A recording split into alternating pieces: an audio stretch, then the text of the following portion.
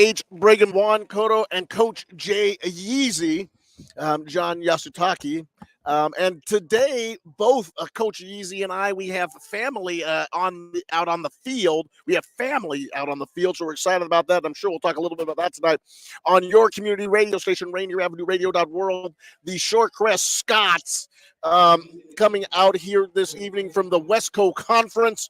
They won their playoff qualifier, and their reward for winning that playoff qualifier, Coach Yeezy, was to come down and take on the O'Day Fighting Irish. Yes, number two in a matinee right here at Memorial Stadium. And tell us a little bit about the Shorecrest Scots and what should we see, and tell us a little bit about the family connection. Well, my first grandson, Kyan Beatty Yasutake, is on the team. He's first year playing, but they basically backed into the playoff picture because they had to beat one team, Marysville Getcho, and they did, basically on blocking an extra point. So they won 14-13, but they were ahead the majority of the game, and then they gave 2 quick touchdowns at the end. They did block the extra point. They run a spread offense, and we're going to see how they're going to match up. Like I said, they're not a very strong running team, so they're going to have to do something to loosen up O'Day. O'Day's not going to do anything different than what they've been doing all year. They run that 4. I think it's that 4, and sometimes it's a 4-5 or 4-4.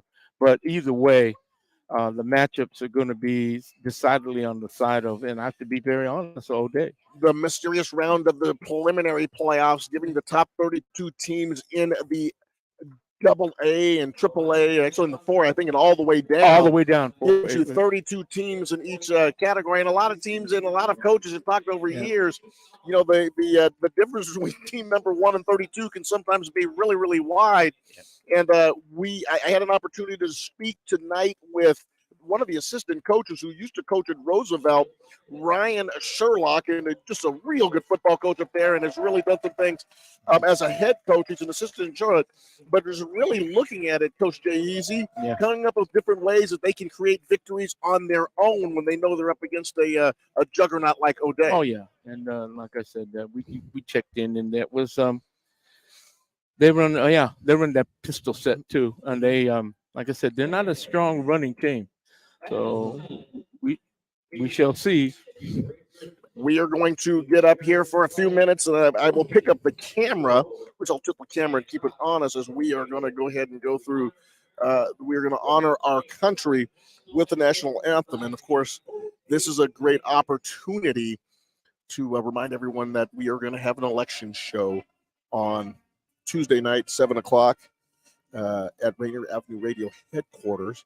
Jay Yeezy, Cindy Laws, David Horn, the usual suspects are going to be with us, and we're going to talk about the elections returns that come in. I'm going to go ahead and be quiet now.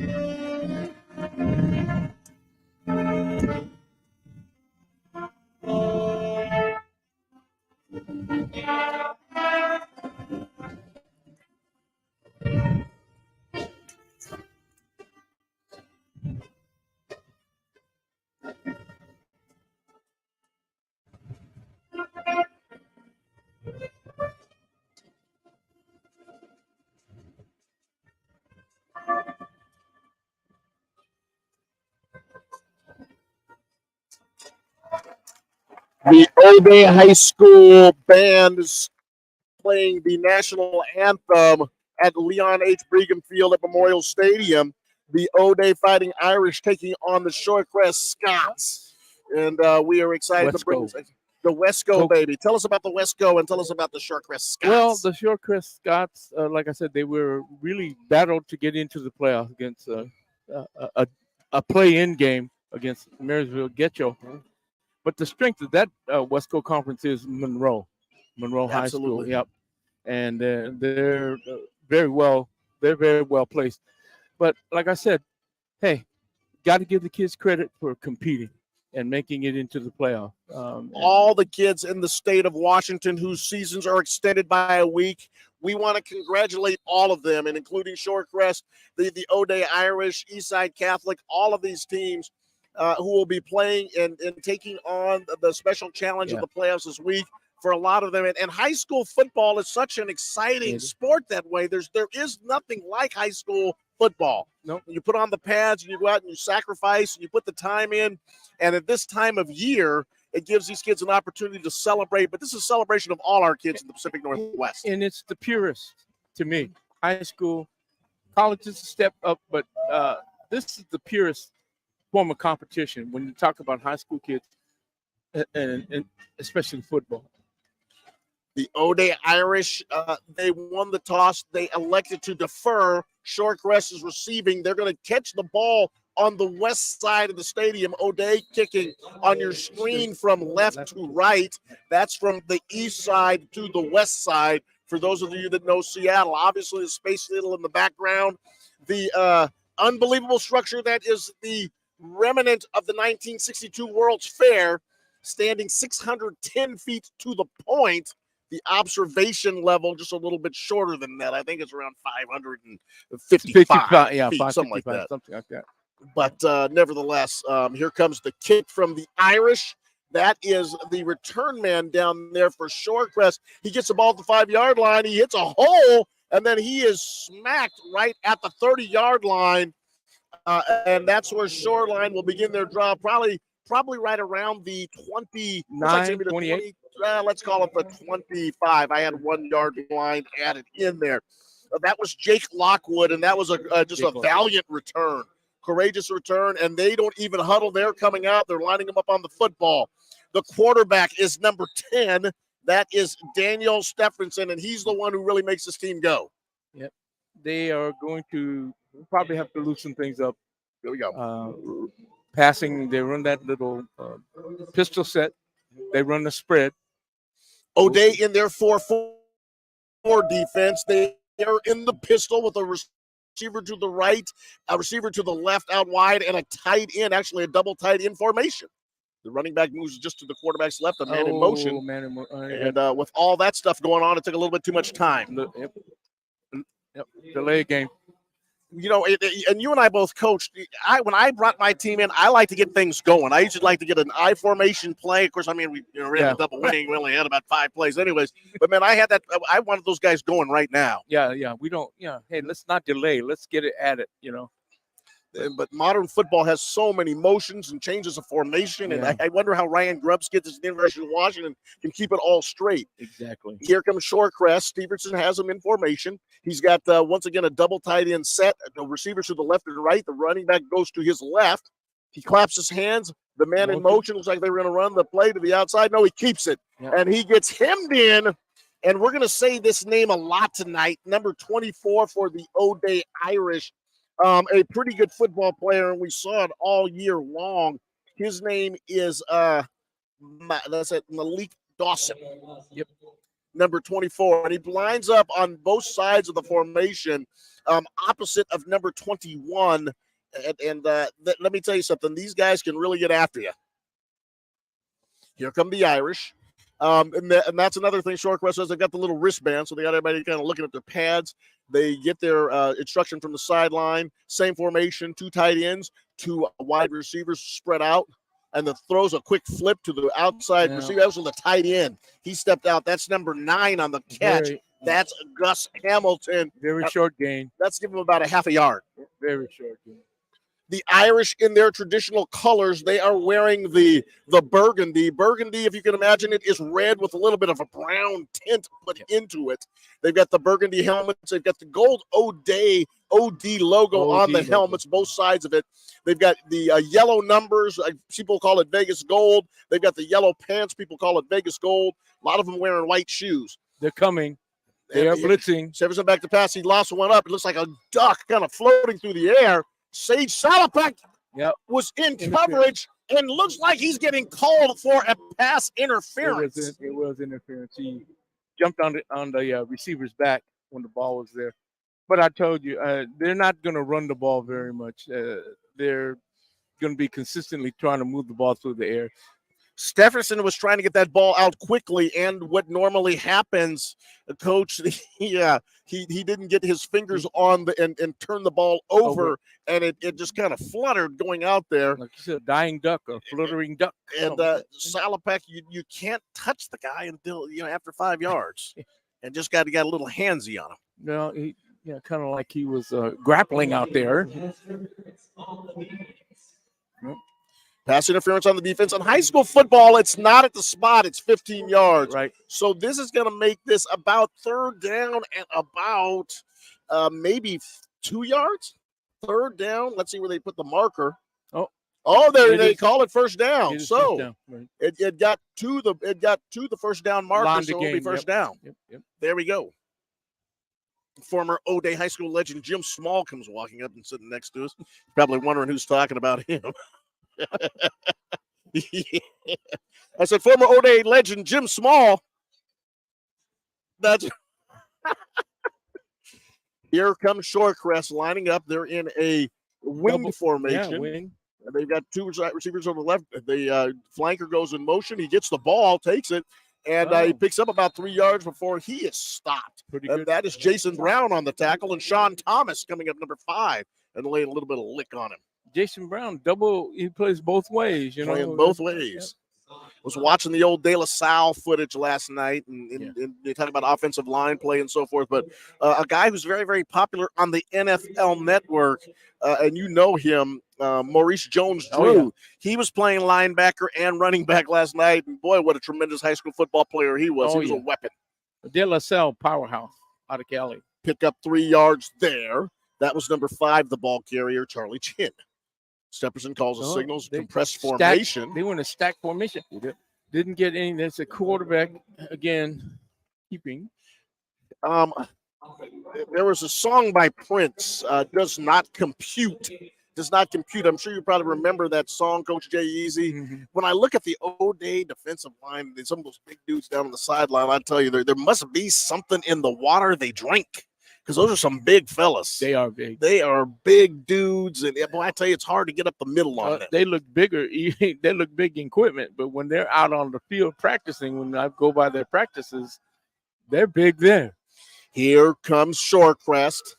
They have a trips formation. Actually, if the running back is over the left side, it's actually quads. The quarterback Stephenson rolls to his left. He looks outfield. He drops the football. He drops the football. It bounced to his arms, and he got it. And the big O'Day lineman at number 86 was on top of him when he pulled it back to his body. He got the ball there. That was Zach Proctor. And he's a 6'4", 235-pound dude. Looks like something in the water they drink. And the ball bounced up into Stepherson's arms, and he was able to recover it. So it's 4th down and about 14 to go, and they're going to go ahead and try to punt. He's a man. 6'4". Number 3, that is a Soren Linus. He takes the ball off the bounce. Got a penalty. He steps and he gets actually a pretty good kickoff. The ball bounces at the 45-yard line. Did it hit his foot? Did it hit his foot? They're getting on top of it. They're recovering. Let's see what happens. The ball looked like it hit the foot, but so hard to tell up here. Yeah. Well, that looks like it was Sage Salopek yet again. He was down there blocking. The ball bounced back 8 yards, and Shorecrest is on top of it. Let's see what the call is. Yeah, well, it bounced back funny because that made it look like it deflected off of his foot, not the ground. There is a little bit of I think there's a referee conference going on over there, and let's see what they're going to say. That flag was thrown on the line of scrimmage, so it must have been either movement or offside or something like that. They're calling it a legal motion against Shorecrest. And the man is here himself. Tony B is here with us, ladies and gentlemen. And we know Tony B and Rainier Avenue Radio are synonymous, and it's so good to see him on your community radio station, Rainier Avenue Radio.world. Here comes the Irish. Anton Arugio brings his team to the line of scrimmage. The ball bounced forward 8 yards off of, it looks like the referees ruled that was off the turf. Yep. So it hit the point, bounced off the turf, and wait a minute. got a couple of something is going on with Jason Brown's padding. So Sir Keenan Hart comes in the ball game, who's a very, very, very capable running back. Tight line, I formation. Look at this for Tuesday night as Sir Keenan Hart gets the ball to his right, and there he goes down the sideline for a 23-yard burst. He's on the 20. Sir Keenan Hart takes that ball on just a simple pitch, and he runs down to the 20-yard line, and that should bring up the fact that on Tuesday night, 7 o'clock, join us for the return show. Juan Cotto, John Yasutake. We've also got Cindy Laws is going to be with us. David Horn is going to be with us.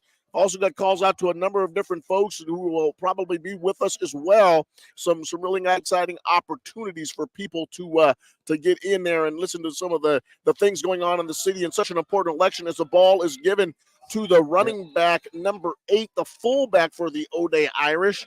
That was Ryan Phillips. They ran that split back set, but tight line, two spread out. They run split backs. They're going to probably run back in the eye. Rainier Avenue Radio.world. An important community announcement, ladies and gentlemen. Vote. Your ballots came in the mailbox probably a couple of weeks ago. Check to make sure you didn't throw it away. Check your garbage can. Find your ballot. And then take the ballot and vote. Because we need votes and we need to have people's opinions. So many important elections. And Tuesday night, we're going to bring you that information. Here comes the Irish lined up in the I formation. That's Jason Brown, the all-everything running back for the Irish. And I think many of you know he's kind of narrowing down his choices of schools. He's going to go visit Eugene, Oregon. He's going to go visit Montlake, Seattle. And it's such a long drive for him to get there. He's going to go look at some of the schools, but he's very, very close to making his choice. And a lot of inquiring minds want to know as he gets the ball, he runs to his right. He accelerates. It goes right into the end zone. But as he went in, a flag comes flying out of the referee's pocket. It must be – he's probably holding. Looks like that's probably going to be a hold. And if Edwin Bailey were here, if Rainier Avenue Radio's Edwin Bailey were here, he would tell us there's no such thing as holding. Exactly. And he's convinced me of this just with his amazing ability to really describe offensive line play. And he was a guy that played in the NFL, so I assume he's trustworthy. Seahawk Hall of Famer. But, I was talking to Jacob Green, and Jacob Green told me that they don't call holding enough. So it'd be really interesting if we had Jacob Green and Edwin Bailey, two close friends. But offense and defensive line, I'd love to hear that conversation. The ball comes back out to around the 15-yard line. The give is Jason Brown. It's to the left. He bounces off a tackle, and he runs right into the end zone again. Touchdown. Looked like it was more of an ISO play on the weak side of the formation. It was. And he bounces outside, and there is nobody can catch him in open space. That'll make the score O'Day 6, Shorecrest 0. Well, they closed off that off-tackle hole, and he bounced it outside.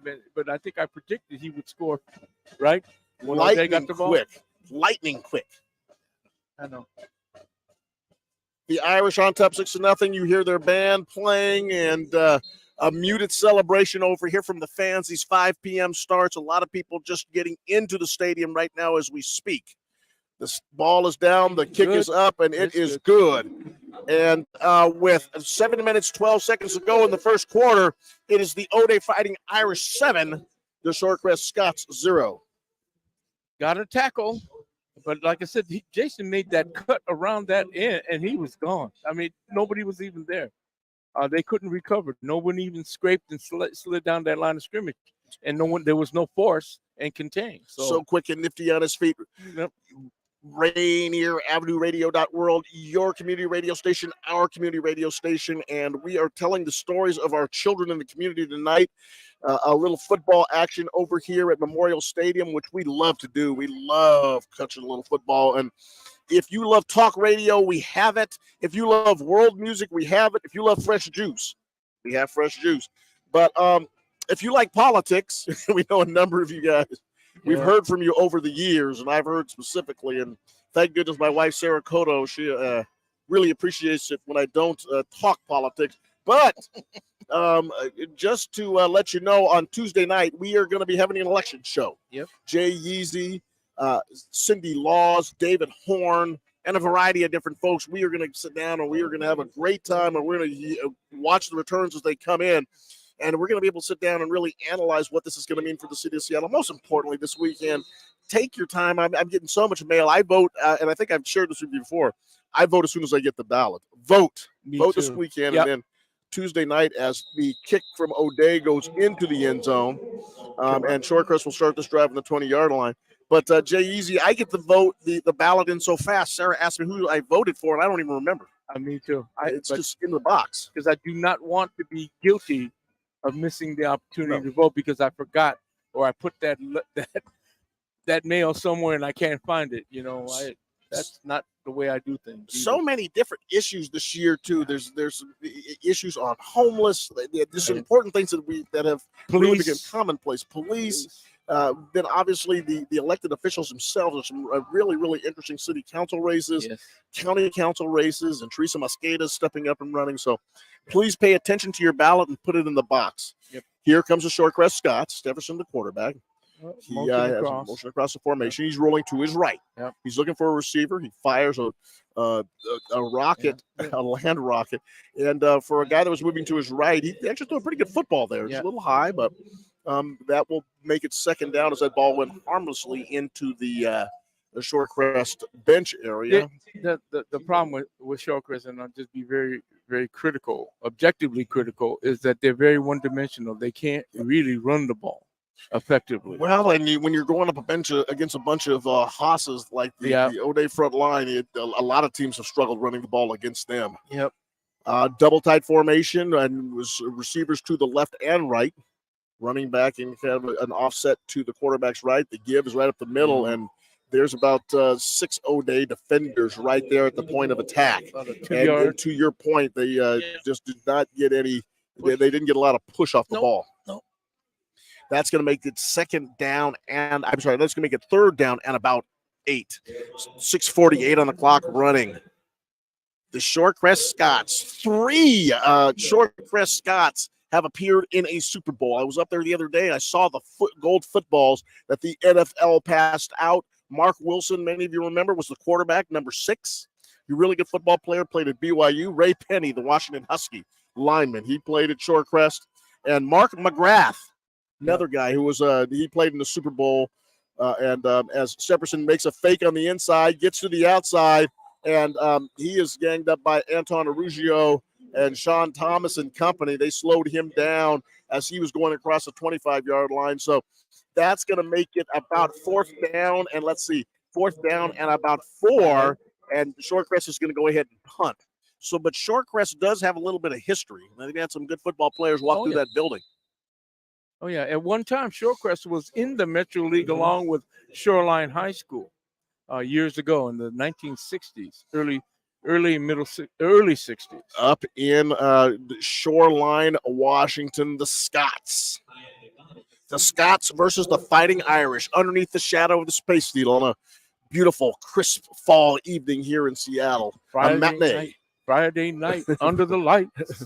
In about another hour. That's a pretty good punt. A really good punt is off, but here comes that man again, number 4 for the Fighting Irish, and that's Kean McDonald. He runs to his right, skips through the line, and makes a very, very, very exciting 14-yard run. He caught the ball to the 40-yard line and just sprinted across the entire field. He skipped through the first wave of defenders and made a nifty little return there, and O'Day's going to start the ball with inside of Shorecrest territory. Plus side of the field, anything on the other team's 50, beyond the 50 is a plus. So that's a good return. Your community radio station, our community radio station, Rainier Avenue Radio World. Tony B is in the house. These media superstars and a man who's made so much impact in our community. Always good to see Tony B. I formation, first man through.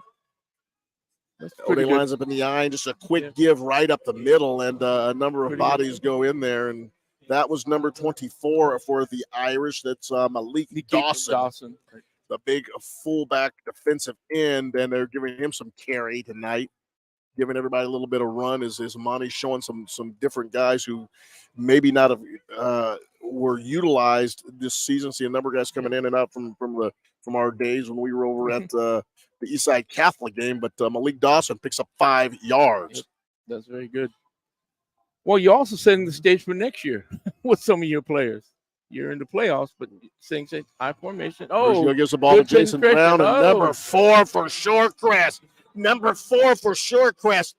Kevin Vo knifes through the defensive line as a linebacker, and he really shot in there and took Jason Brown to the ground. Yeah, and what was good about it, he got Jason Brown before Jason Brown got his feet moving, because Jason Brown is so quick on the cuts too.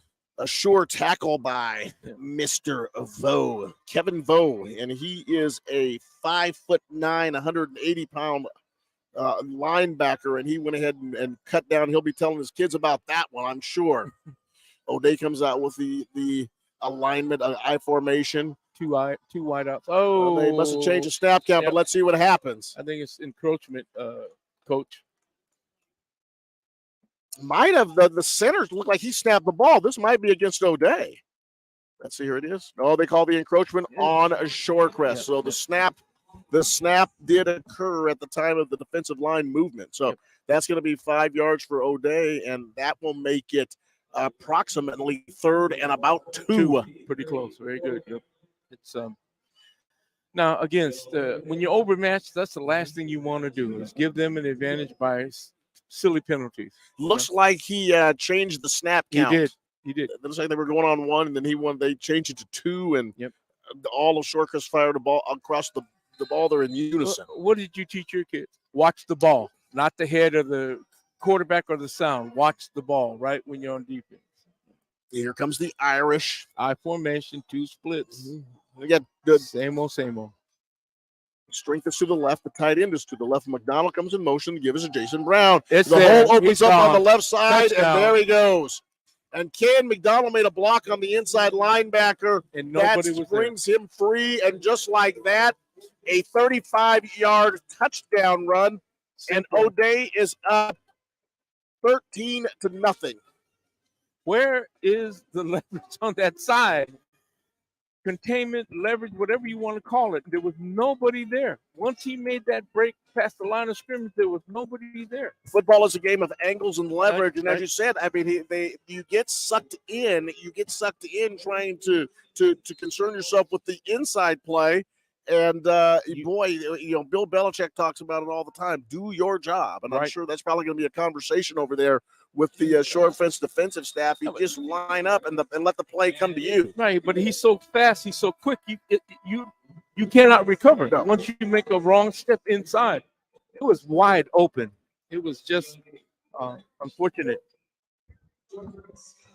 Rainier Avenue Radio.world, our community radio station, your community radio station. The Rainier Avenue crowd will be in Moss Tuesday night. We will be, come join us. Come join us. Go vote first. Vote, and then come out Tuesday night. We're going to really, really make this a lot of fun. We hope to have a lot of conversation. Hope to have a lot of people come and show up. We did this a couple of years ago. We also did one for the election or the returns for the recall election a couple of years ago. So we enjoy doing this. We hope we bring it to community service. And a lot of people said that they enjoy it more than the local channels. They said we go more in depth into the issues, and we share really, really good opinions. And I would encourage you, we will also talk about how these elections are going to impact what's going on in Southeast and Central Seattle. Well, this is the first time in years that you have some really contests with city council. When was the last time we had that many seats open on the city council? It's been a lot. It's been a while. And public confidence in government is starting to go down, and the problems that government should be paying attention to are starting to rise. So all across the city, it's going to be a really interesting day. We encourage all of you, please don't get discouraged or disillusioned. Be optimistic, and the way that you can show your optimism is just by casting a ballot. Vote, vote, vote. Here comes the kick, and that is number 1 back there. That is Lockwood again. He gets the ball at the 2-yard line. He goes to his right, and he gets hit by Keenan Hart. Hart hits Lockwood. Still moving. There's the entire cavalry right there with him, and they pulled him down at about the 22-yard line. So a 20-yard return for Lockwood, and the Irish are kind enough to help him up after they put him down on the ground. I knocked you down, but let me help you up. That was always my thing. Thanks for the hand. Thanks for nothing. First and 10 to go, ball on the 23-yard line. 3:23 to go in the first quarter. O'Day up 14-0 over Shorecrest.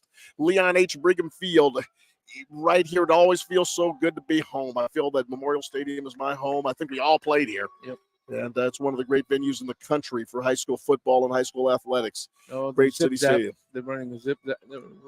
Okay, a little bit of a push. Kind of a zip zap motion. Yep, He got in there. The fullback came and kind of stuttered out of there. Yep. The give was right up the middle, and that is that man Lockwood. And Lockwood takes it. He got a couple yards out of that. When we say zip zap, that means the player is running to the left, then ends up running to the right. So he goes zip one way and zap the other. 2:57 to go in the first quarter. O'Day lining up in their 4-4 defense, waiting, and there is the Shorecrest guy. He's signaling in. He's got some bright kind of tennis ball yellow. They call it the optic yellow. Optic yellow, right? The fluorescent kind of look. Stefferson looks to his right and he throws a ball, and no, that ball is completed to number 9. That's a loss. Gus Hamilton. For loss, and he gets just swallowed up immediately by Jason Brown. Jason Brown showing he can play linebacker, he can play running back. If you're looking for any of those positions, Jason Brown says I can do it. Yeah, maybe not a loss, but no gain for sure. That was that was actually a dangerous pass because if the defender had stepped up, would have taken it home. Third down. He did something that DK Metcalf didn't do the other day. He stuck his hip out and protected the ball. Right. Instead of letting the man cross his face. And now half the city's complaining about Geno Smith. 150, 149. He got, I think, timeout. They called timeout over on that side. Because they ran out of time. So Shorecrest goes ahead and calls timeout. They were about to come up on the line of scrimmage. Didn't like the play call. I think that was called from the sideline. They stopped it. And they'll go ahead and talk to Stefferson and his troops, and they will come back here in a second. But for those of you that are here, it is an absolutely gorgeous evening for football.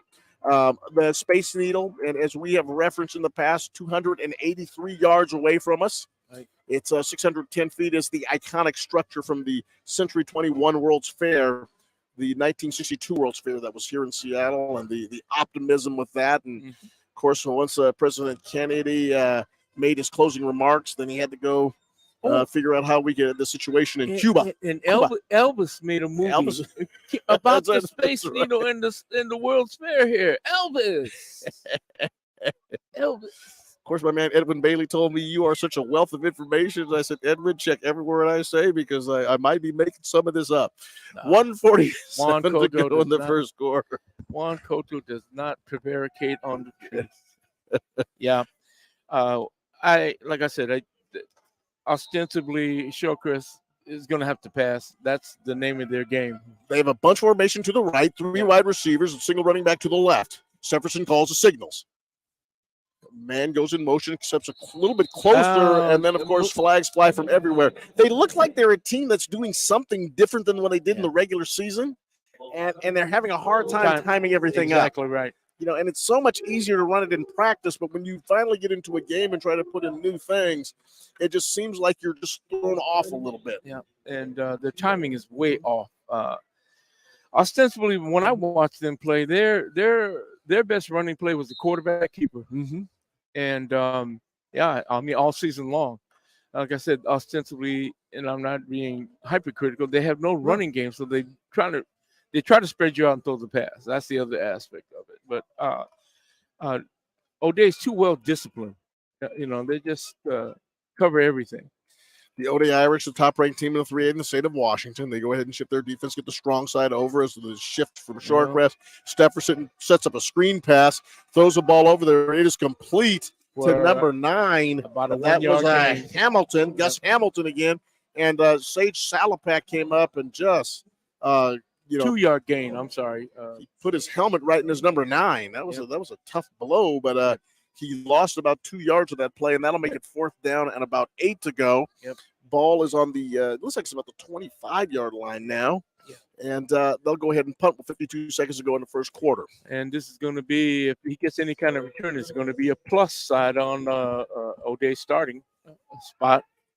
Space Needle just kind of hovering above us in the background as the kick goes off the right foot and it's into the hands of Kian McDonald at the 45-yard line of O'Day. He makes a little stutter step, goes up the middle, and he makes a real nice, nifty return of about 14 yards. Plus side of the 50, Juan. They'll start on the 46-yard line, and that was about a 14-yard return by Kian McDonald. You know, the statistical data, the closer you get to the other team's 20, the percentage of scoring goes way up. If you get to the 20, 70% of the time. Right now, they're playing on the other team's Shorecrest side of the field. At some point in time, that dam is going to break. Coach Jay Yeezy, Juan Cotto touching bases with you from Memorial Stadium. On your community radio station, Rainier Avenue Radio World, the O'Day Fighting Irish come up in an I formation, flanker to the right, tight end to the right, and Jason Brown right where he should be in the middle. And the give is to Ryan Phillips, and he got popped. Right at the line. We gained about a yard, maybe a yard and a half.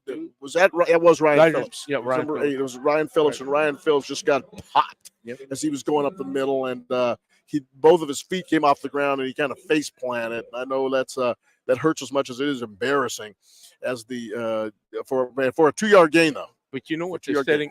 You know what they're setting up? They're setting up a play pass because they're running the ball really effectively. They're going to stick that belly, throw the ball.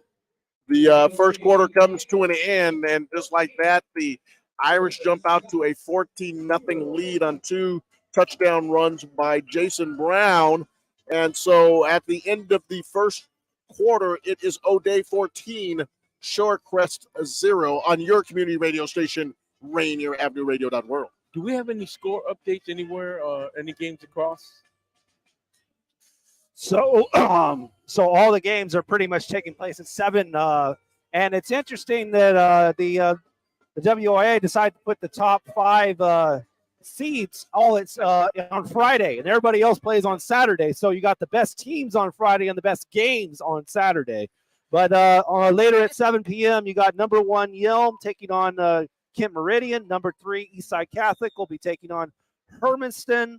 And number 4, Arlington will be taking on Ballard. Number 5, Bellevue will be taking on the 28th seed, Mount Lake Terrace.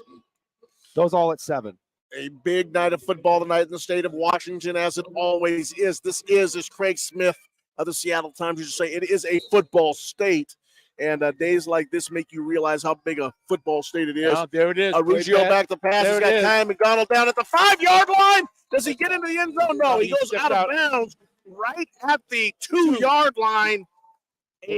What did I say, Juan? They're going to fake that and throw that ball, and that's exactly what they did.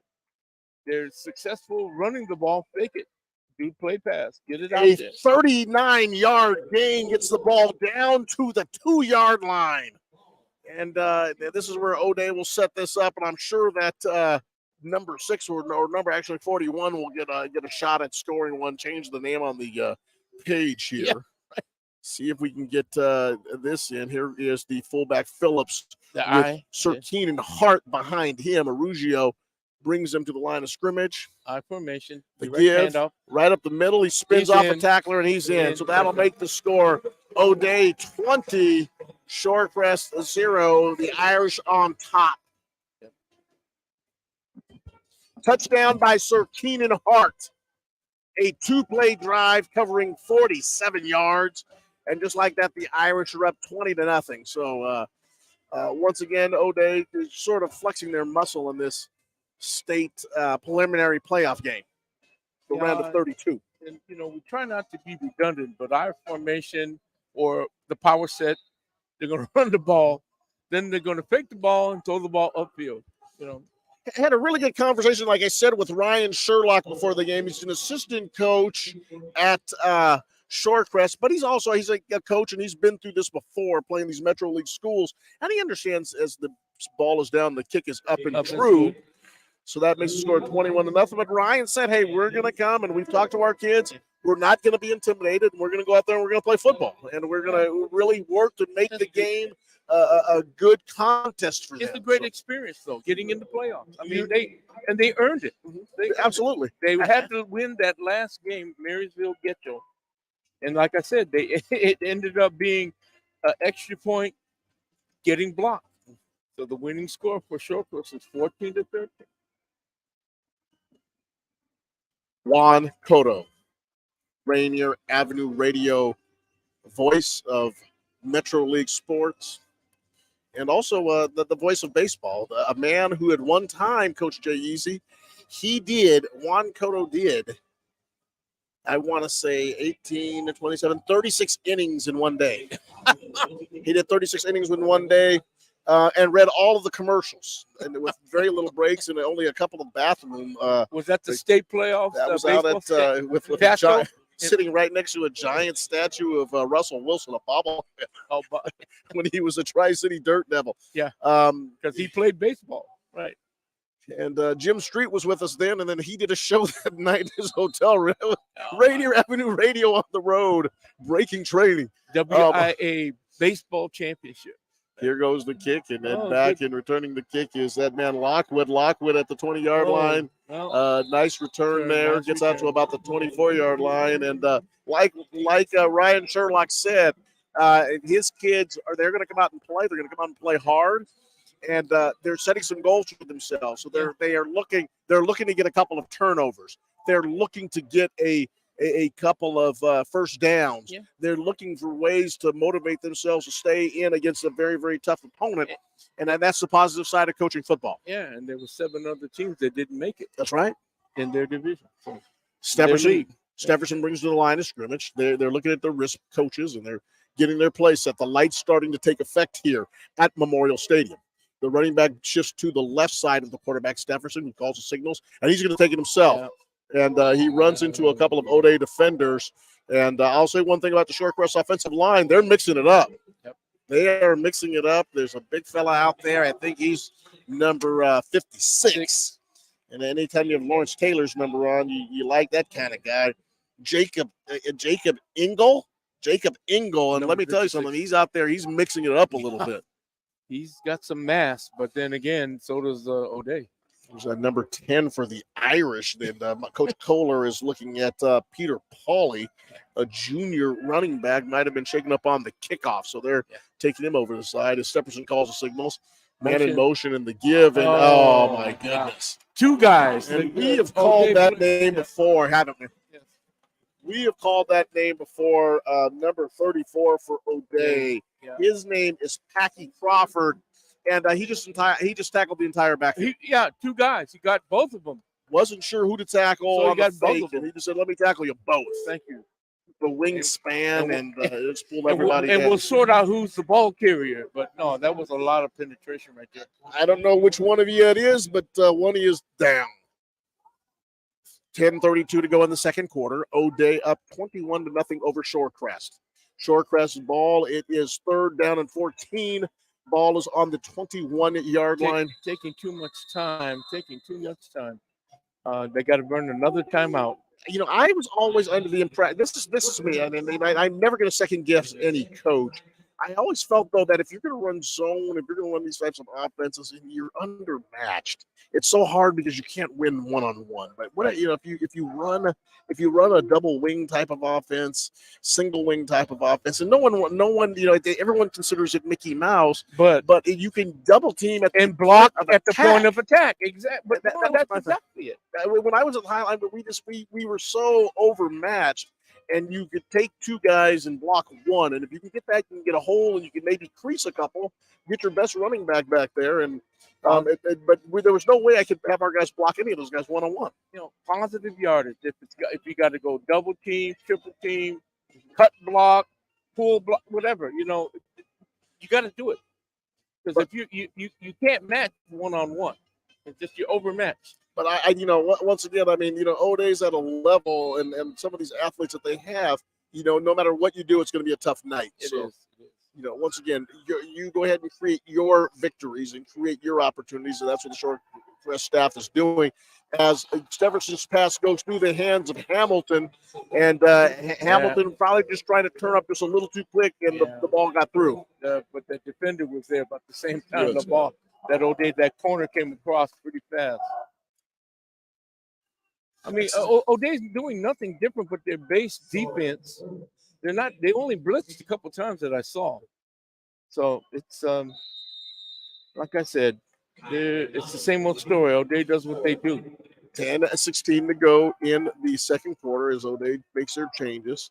Gets another couple guys out there on the field. It is O'Day 21, Shorecrest 6 in the second quarter. Shorecrest back to punt. Yeah. Number 3, their punter, that is Stephen Lyons. Oh, high snap. High snap, but he gets rid of it. And he's smacked. That is going to be roughing the kicker on Packy Crawford. And Kai McDonald picks up the ball at the 35-yard line, makes a couple of moves. He shakes a couple of guys. He's at the 50, the 45, the 40, the 35. But he drags out of bounds at the 32-yard line, but it's all coming back. Yep. And there's a timeout. And I think that Packy Crawford may have gone helmet to helmet as well. And the punter is not getting up. Nope. And I think that, and I'm not sure in high school sports if they've adopted the college rule. No, I think it is. They can throw you out for that. Yep. We used to call it spearing. Remember the term? I do remember. Hitting with your head. But, so we a little bit of concern for the punter. That is Soren Lithaus. Yeah. Lithaus. Yeah, that's I always trying to figure out how to way to pronounce that. Yeah, he's the normal. What else? Normal. Number 3. Yep, but, he gets up, and he's a tough kid, and it looks like he's going to walk off okay. Probably just had his edge grabbing a little bit. What set it up was O'Day saw that it was a high snap, so they speeded it up, and they couldn't recover when he got the ball out. So we got a nice little shout out for Juan Cotto's information, according to Tommy P. He says, "Good broadcast, wealth of information, Juan." Thank you. Well, I trust that he is trusting this information. I did get it from Earl Hanley and checks in the mail. Thank you. You're going to pay him off. Tommy, make sure we get your address, and I got a little prize for you. 10:01 to go here in the second quarter. Yeah, it's a 15-yarder. So they move the ball up to the they called it. They only line. give it a 5-yarder. I think that's from the spot. Let's see. Let's see what they do here. They're going to punt again. So they running into the kicker. Running into the kicker. He had 5 yards. Not a roughing. Not a roughing. You know what? If the punter would have kept his leg up, no, that's true. That's right. That would have been roughing the kicker. It's obviously you want the punter when he's in his least protected areas when he's got his foot on the ground. Yep. As here comes Hamilton in, and it's a rocket which McDonald stops with his hand, picks it up, and now McDonald is starting to outrun the defense again. He gets around at the 45-yard line, cuts upfield. He goes across the 50 to the 45 to the 40. And finally, Shorecrest is able to stop him, but he just picked the ball up and just started running to his left and got around the corner, and it seemed like he just was able to outrun the Shorecrest punt team. That was a lot of excitement for a 20-yard run. It's about a 20-yard run. Ran 70 yards for a 20-yard gain. Your community radio station, our community radio station, Rainier Avenue Radio World on a beautiful Friday evening here in Seattle. The reflection off of the Mopop Museum is starting as the sun is starting to go down. Oh, my gosh. They're changing quarterback, and it goes to the fullback. Is that Ryan Phillips? It is. They ran a split back field. They ran and he'll take a quick 20-yard gain as he just goes right up the middle. Yep. And it was blocked exquisitely by the O'Day Irish line, and they knocked some people off the ball there. And Shorecrest is starting to put the hands on the hips, and they're showing that familiar, boy, I'm getting a little winded here. Yep. But once again, they are an outfit. They won the right to be here, and they're going to defend that right to be here. And they're certainly going to go ahead and play the best football game they can. And that's exactly what they're doing. Is they line up in their odd front defense. They have nothing to be ashamed of. Luke Dana in the game. Luke Dana comes in. Luke Dana was a starting quarterback. He was scheduled to be the senior quarterback for O'Day. Twisted his ankle on the Wednesday before the season started. Had to have surgery on the evening of the first game against Union. Had his surgery, and he's really played the backup role since he's been back for the last month. I remember that. That was kind of a disheartening situation. Especially going into your senior year. And Anton Arugio has been the starter for the entire season as Dana rolls to his right, looking for a man in the back of the end zone, and overthrows Giolito Banquero. We call him Leo Banquero for short. And he's related to. He's related to a pretty good athlete. Yeah. His sister is over at the University of Charlotte as a soccer player, and so that family's pretty athletic. Right. I think there's another member of the family. Yeah, that we know. We see him in the NBA all the time. 21 for the Irish, Shorecrest 0. Irish lineup in the I formation, tight end to the left. Looks like they've got actually tight end to the right. Tight line. So they're going with the flanker to the right. Calling time? They did. Yeah. Actually, the officials called time on that one. So make sure they got. Okay. I formation, tight line. Shorecrest tries to blitz up the middle. The toss to the outside. And with that blitz up the middle, there's nobody there. And Jason Brown really could have walked into the end zone. It is O'Day 27, Shorecrest 0. As I say, you and I could have walked into that end. Boy, and let me tell you, we'd have to walk. Yeah. I don't think I'm going to sprint into that end zone anytime soon. But there is no leverage on that side. That you got it. Outside arm and leg free, right? Keep your outside arm and leg free. But there's no leverage, no contain on that side, on that left side. Jason Brown making some faces, and he's slapping hands with his classmates. And I always preferred it when my guys just acted like they scored before. But his night might be over. Could be. Yeah. Could be. Yeah. O'Day 28 as the kick is true, and just like that, they are dismantling the Shorecrest Scots. And we knew it was going to be a tough evening for Shorecrest, but once again, as a coach, Coach Jay Yeezy, you get your kids to believe in themselves, and it's your scoreboard. You're not worried about what's going up there. You're playing for you, and you have some goals you're trying to set, and I think that's what they're trying to achieve. Yeah, and they have nothing to be ashamed of. They played their way here. They weren't given this position. They played their way to get here. Although, like I said, you would have to run into a buzzsaw like O'Day. Hey, you take what you get. But like I said, they have nothing to be ashamed of. They played in. This was a played in. Shorecrest was in a play-in situation. 8 minutes and 41 seconds to go in the second quarter.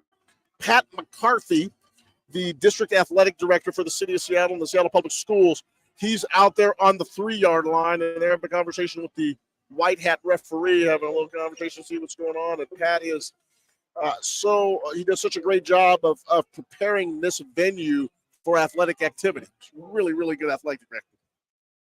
Well, he might be reminding the officiating staff and crew that there's the score issue, 42 points or whatever. Because it's going to be interesting. Here comes the Irish. The kick. Nice kick. Goes into it hits actually about the 2-yard line, then rolls into the end zone. Let me get the name of that kicker. I know it. I just couldn't remember it. We'll see if we can get an opportunity to tell you who that is, so his parents will be happy with us. That is number 33. Right. That is, and we should know this guy, Owen Livingston, the kickoff kicker for O'Day. He knocks the ball into the end zone. So Shorecrest will once again start at the 20-yard line, and that's a long ways to go to pay dirt for the Scots. Yeah. Here we go. The your community radio station, Rainier Avenue Radio World, Juan Cotto and Jay Yeezy, coaches and community activists and leaders. And certainly tonight we're telling the story of our kids down here at Memorial Stadium. We'll toss to the right. That's Lockwood, and he goes nowhere. Like I said, they're not very effective running the ball unless they do that quarterback keeper. But O'Day was ready for it. O'Day has pulled a couple of its starters out, but for the most part still has Crawford and some of those guys in there, trying to get in a little extra reps and trying to make sure that they get some appropriate action tonight as they obviously will be thinking about how they can manage this, and to also make sure that that the Shorecrest kids get a good test without giving up too much. Yep. And loss of 2 in that carry. And consideration for injury too, because you don't want you're heading into the playoffs, the real deal. Lockwood carries the ball right up the middle, and that he actually picks up a nice gain there. It's about a 5-yard gain on just a simple push right up the middle. Had he not lost 3 yards on the previous play, That would have been a real positive game. Third down and about 8 yards to go. The Shoreline coach over there, he's got the optic yellow gloves. We can see him clearly from over here, and we're probably about 60 yards away. Signals in the play. They have 3 receivers to the left. They also have a tight end over there, so they got a lot of dudes now. One guy comes in motion, goes back, zip zap motion. Oh, they got they move. Yeah. Procedure. Once again, they're doing what they do. They are working to try to make sure that they are showing O'Day some things they hadn't seen during the year, and it looks like some of the things they haven't seen are creating a little bit of early tension, and they're jumping off sides. Yep. So the 5 yards they gain comes back. It'll be third down at about I'd say 12 or 13 yards to go. About 12. Third and 12. Stefferson brings his team up to the line of scrimmage. He's got Lockwood to his right. He's got 3 receivers over to his left. He's got a tight end to his right. Motion across. Zip zap. And Stefferson rolls to his left, takes a couple steps. He's going to try to run it himself. He accelerates up the middle, gets to the 20-yard line, to the 25, where he's brought down by the Irish. And that will make it fourth down at about 6 to go. About 6. Let's call it 5. 6:43 to go in the second quarter. Very liberal call. O'Day Irish 28, Shorecrest the Scots 0. Again, that's their most positive running play, is quarterback keeper. Kyan McDonald goes and settles at the 44-yard line. The Irish bring some guys out there to see what they can do on this punt. And it looks like a number of them are some of the JV players. So O'Day's trying to sift in some players right now. The snap is low, but the kick is away. It bounces at the 50-yard line, and McDonald make that. Ryan Phillips gets the ball, and he's got it dancing and squirming, and he gets pulled down at around the 48-yard line. Was that McDonald? Looks like they had a different play out there. No, it didn't. It's a little shorter guy than I thought it was, and maybe it looks like they brought in they've got some double numbers now. I think they're bringing some of the JV guys, and that was a second number 9. That's the for number the 9. Irish. That was JV. He was able to make a play on that ball and make a nice play and a return for the Irish. Get a little bit of yardage out of it. I see a couple of linemen change out.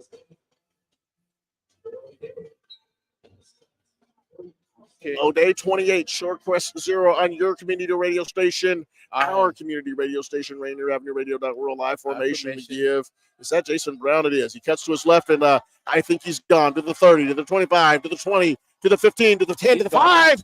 Touchdown, Irish. Yep. Jason Brown. What is it about that left side of the O'Day formation and the right side of the Shorecrest defense that's just been opening up like a sieve all day? 46-yard touchdown and run, and you're right. They have gone to the weak side of the formation. I think they see the strong side, and people have talked to, especially in my circle and influence, that Monty has run to his right. He really rarely changes and has a tight end to the right, and you may shift a couple of extra bodies over there, right. and Jason Brown just makes a nice little cutback, and he is in the end zone. 46-yard run with 5:46 to go, and it is now 35 for the Irish. Shorecrest 0. It's got to be disappointing because there's nobody even trying to make a play on that left side or the right, my Shorecrest right side. O'Day's running into the end zone untouched. It's just nobody's recovering. Linebackers aren't scraping on the line of scrimmage. I don't know what's going on. Your community radio station, our community radio station, Rainier Avenue Radio .world, the O'Day Irish, the Shorecrest Scots Memorial Stadium. For those of you who have grew up here in Seattle, this is our facility. I mean, this has been through the generations. So many legendary names have played here. The Joe Steeles, the Bruce Harrells, the Jay Inslee when he was the quarterback of the Ingram Rams. Yep. He played here. Anthony Allen. Need I say Anthony and Patrick Allen, the late Patrick Allen, rest in power, brother. But you think about the generations of athletes who have come here, and then these talented people like Jason Brown and some of the players we're seeing tonight. This is our facility here in the city of Seattle. It's going to go through a renovation. had an election a couple of years ago, and there's money been allocated to revitalize this facility, and we're glad to it because it's such a civic beauty to have a downtown stadium. It's the memorial to all the Seattle high school students who gave their lives during World War II. Livingston really hit that ball, and Nice there's Lockwood kick. at about the 5-yard line, and he gets it, bounces off of a couple of defenders, and he crawls forward to about the 23-yard line. So let's call it a 21-yard return for Lockwood. Pretty good return. He's out there scrapping. He's out there playing. He is a scrapper, as we know. 5:37 to go in the second quarter. It is the Irish 35, Shorecrest 0. So Irish making some changes, and they're starting to play some more of their backups. McDonald's over on one corner. Salopek is still in the ball game. Packy Crawford is still out there. So they, but it's hard to distinguish between the JV and the varsity players for the Irish. Right. They play about the same too. No, ball's loose on the ground. I think we have a pickup there. Yep. There we go. Number 25. That ball. He was hit before he even got the ball. Boy, I tell you, it's not only size you have to deal with, but the speed. Packy Crawford, he's a big body, but he really is fast off the football. And he's the one that creates havoc in the backfield. The ball comes out. And number 25 for the Irish, that is Damon Abega. He picks up the football, and it's O'Day's ball. Yeah, that hit was at the same time the ball was handed to the back, and there was no way that back could have recovered to get that ball. There's no way. I saw that. We're going to bring him up here. We're going to give Jim Small, one of the O'Day legends, fullback from a few years ago. He's here tonight. What a career Jim Small has had selling radio for several radio stations here in the Seattle area. A longtime friend of mine. And I remember, geez, when I was a freshman, and I remember seeing Jim Small and what a big dude that was. Man, that was a really good baseball player. Was a catcher and just a real leader. And just some of the great Irish legends that I always kind of joke about, as I did go to high school there. But here comes my man Luke Dana in the ball game. Okay, they did a little bit of a wholesale change on that line. That was Mr. Hill with the carry on that play beforehand. My man Luther Hill. He is a junior running back. He is 5'6", 170 pounds, a size that I could identify with at one point. That was a long time. Actually, when I was in high school with Jim Small, I was at 5'6", 100 and something. Now I'm 5'9". I'm a little heavier. 4:47 to go in the second quarter. They've got a whole. They've changed practically everybody out on offense. Pretty much a second string offense in the ball game now as Dana brings him to the line of scrimmage. He gives the ball to Hill. Hill accelerates up the middle, and there goes Hill. Yep. Luther Hill gets one. He goes right up the middle and into the end zone, and that makes the score O'Day 41, Shorecrest 0. We'll be going to the running clock. We go to the running clock in the second half. Yeah, First half will keep the regular clock, but the running clock will happen at the beginning of the second half. Right. The band celebrates, and Jimmy Small is shaking his head. You want to come up for an interview, Jim Small? Halftime interview. Is that right? Is that right? My grandson plays for Shorecrest. Lots of relationships. Remember, I mean, Shorecrest High School really is the right just past. It's the first high school past 145th, I believe. Yep. So you have a lot of relationships with a lot of these guys that went to school in North End. Shorecrest and Shoreline were both in the Metro League at one time for years. The kick is true, and just like that, it is now 42 for O'Day. Shorecrest to 0. Your community radio station, Rainier Avenue Radio.world. On a night where we have cirrus clouds, those are cirrus clouds, that nice smooth blanket, and then you've got that nice little, and it's almost like a painting. Yeah, It's almost like a painting. The way the strokes, clouds are the first strokes. it's a beautiful evening, is what I'm trying to say. Yep. As the 737 comes flying in, I have that Flight Tracker app. I can find out where that plane is from, but from the angle and its height, it's going into SeaTac Airport, and those people are going to enjoy a wonderful evening in Seattle. The city of Seattle, I tell you something. I remember when we first started calling games here, you could see to the Westin Hotel. Now it is so built up here in North Downtown in Belltown, and the Amazon buildings and all of the hotels, and we have so many different tech community players here, and you got three major cranes up in here. And I tell you, what, about 8 years ago there were 67 cranes. Yep. And you can definitely tell 8 years later that those cranes have put a lot of buildings up. Yep. So a beautiful night in downtown Seattle. The light's starting to take full effect here, and the clouds going down, just a opaque white sky. Friday night under the lights. The ball is kicked. And here comes Lockwood to pick the ball up at the 4-yard line and see what he can do with this return. He gets hit at the 20-yard line and driven backwards, and the Irish down there greeting him with some enthusiasm, and he is able to get, I'd say about 19 yards in that return. He's a pretty solid returner, Juan. I mean, he's fearless. I was to say, he is definitely not scared. He goes out there and he fields the ball, and he goes ahead and puts himself in motion. So there the Irish are out on the field, Shorecrest out on the field, and their leader, their quarterback, and he hasn't given up in this. You talk about another kid who's tough and resilient, Stepherson. He hasn't backed down one bit tonight. So he's got two receivers to his left. He has Hamilton that kind of sets up behind the guard, and Lockwood gets the ball, and he made a nice little run. Nice cut, nice run. Lockwood made a nice little cut. He's checking to make sure he didn't hurt Keenan Hart, as he kind of pats Keenan Hart on the back, and Hart comes out of the ball game. I think Hamilton's not a little guy. I think he kind of bowled into Keenan, and Keenan Hart said, "Let me go get a drink of Gatorade." That's positive yardage, positive yardage. O'Day 42, Shorecrest nothing. 4:12 to go. 4:11, second quarter. Two receivers to the right.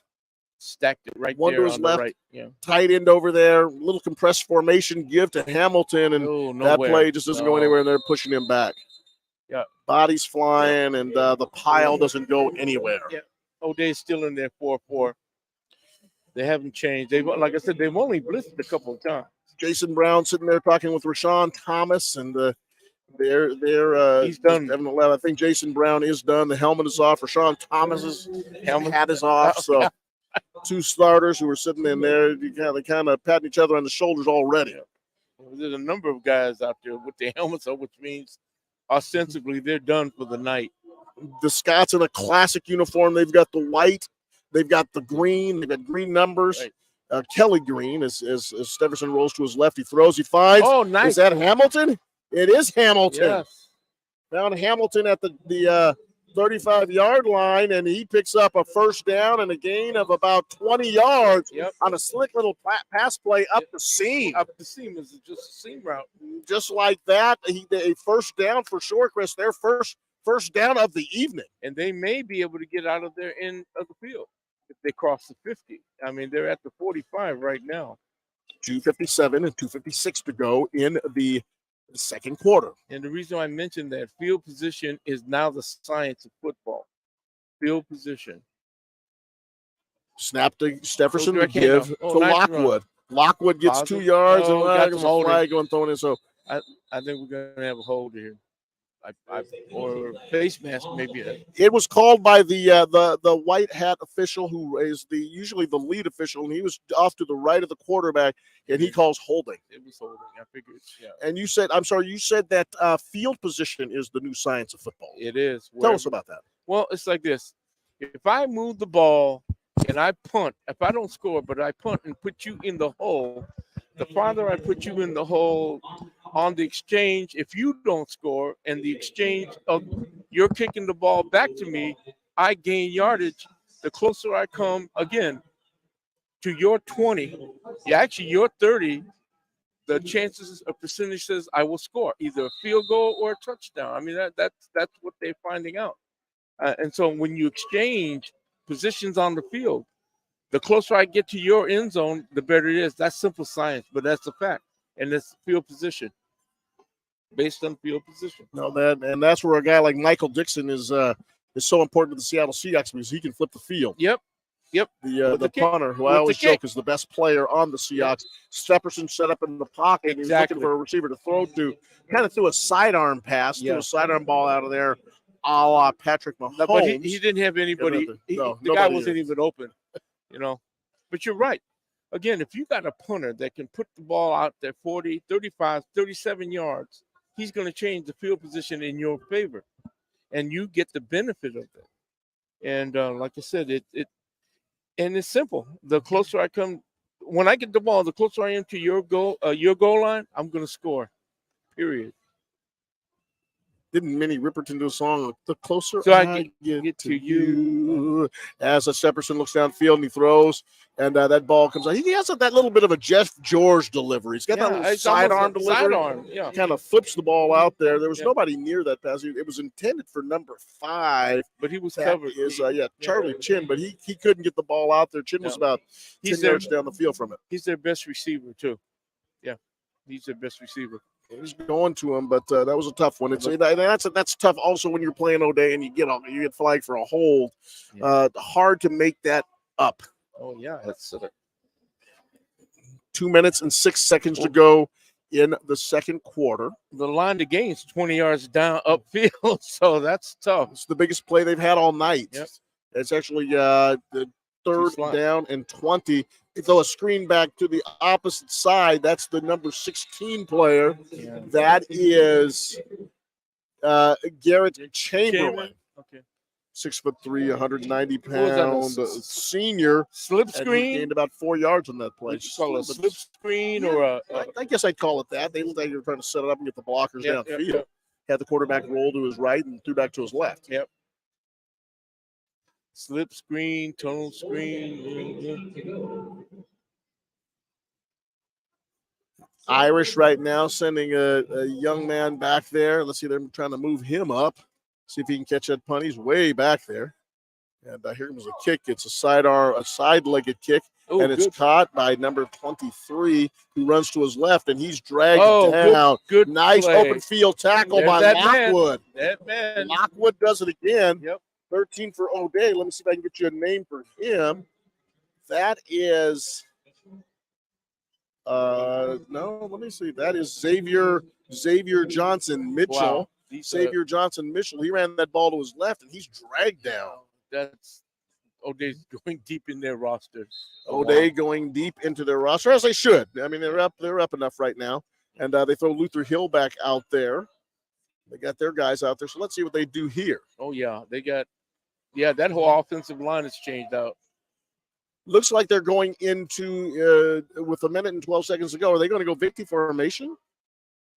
They are going to go victory formation, it looks like. They got their man back. So, yeah, O'Day has Luke Dana come out, and he takes the snap, and they're going to go ahead and run the clock out and get this one over. I think Monty Culler's saying, hey, look, we've done enough, and let's figure out if we can turn this into a JV game, maybe even a C-team game in the second half and get some playing time and let the Shorecrest feel good about themselves in the season that they've had.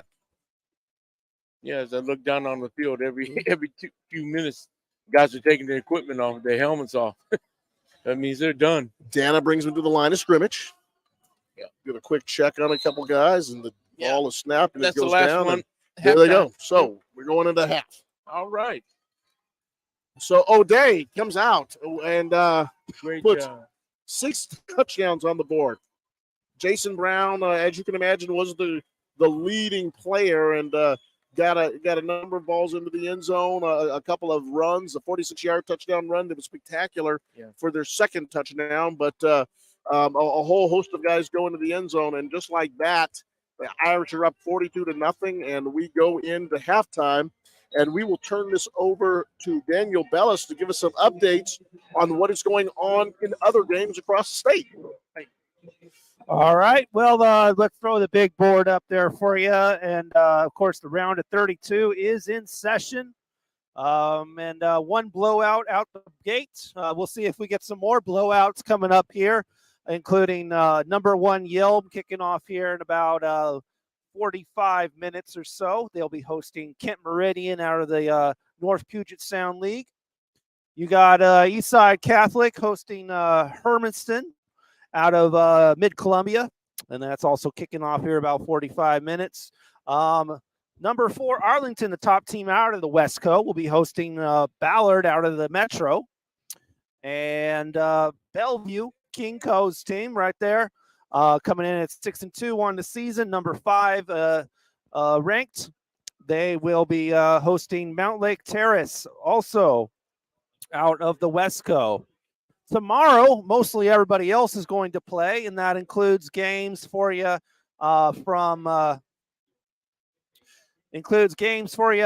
Lincoln of Tacoma out of Pierce County League. Will be hosting Auburn out of the North Puget Sound League.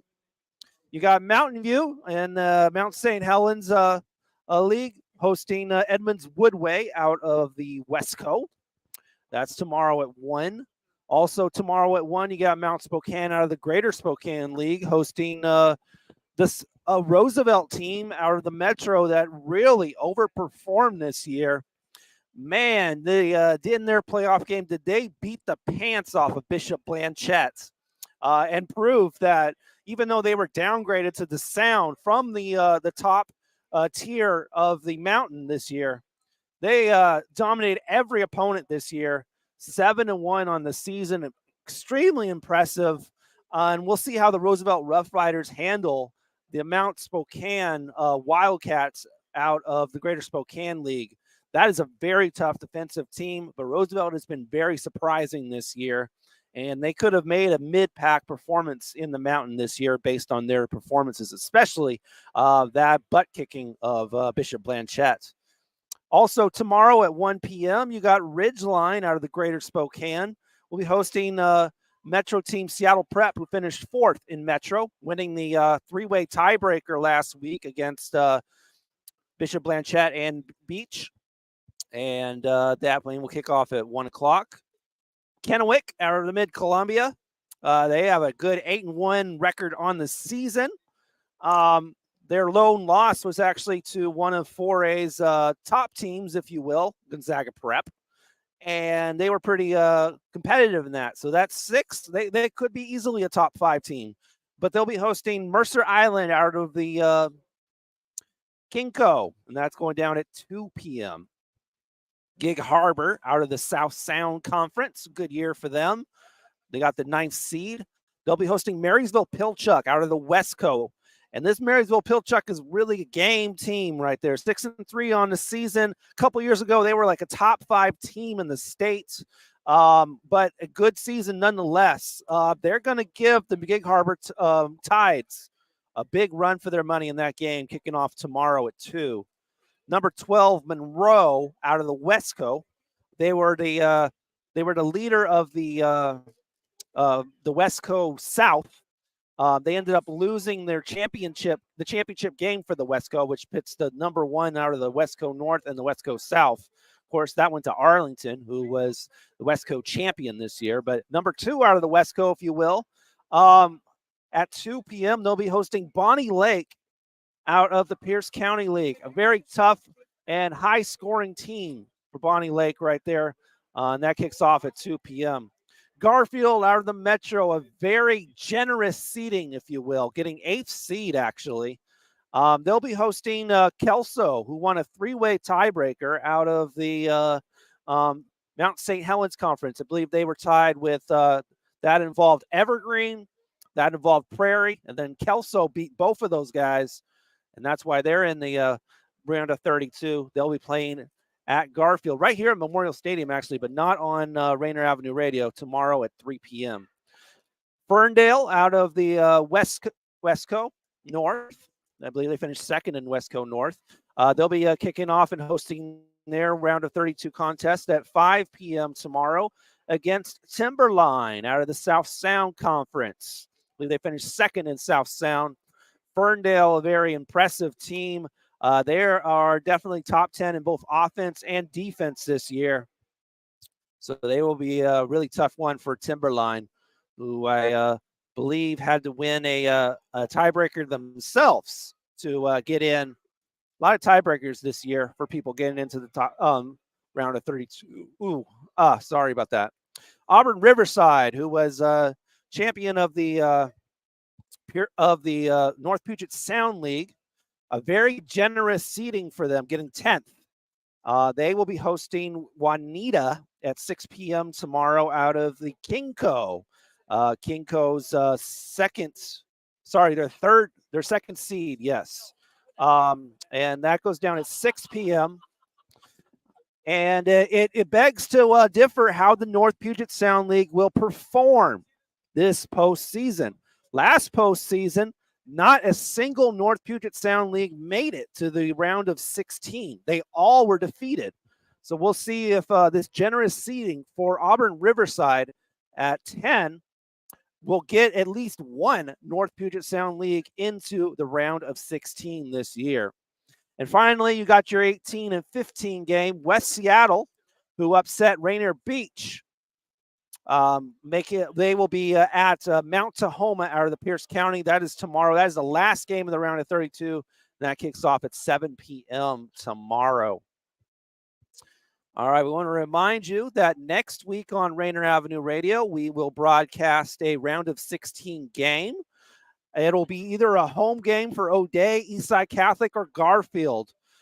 If you don't know about how the WIAA sets their schedules and all that for the postseason, there will be a second roundtable, if you will, of league officials in each district will be representing, and they will put together a 16 seed for the round of 16. They made a special one for the round of 32. Now they're going to do a second time for the round of 16. So it means if somebody has a seed of a 7, they could go into the round of 16 as an 8 or a 9 or something of that nature. So that means those matchups will be set Sunday, and they reveal those at 12 noon on Sunday. So you can go to your if you're in whatever district you're in, and go to their website or to WIA's website, WIAA.com.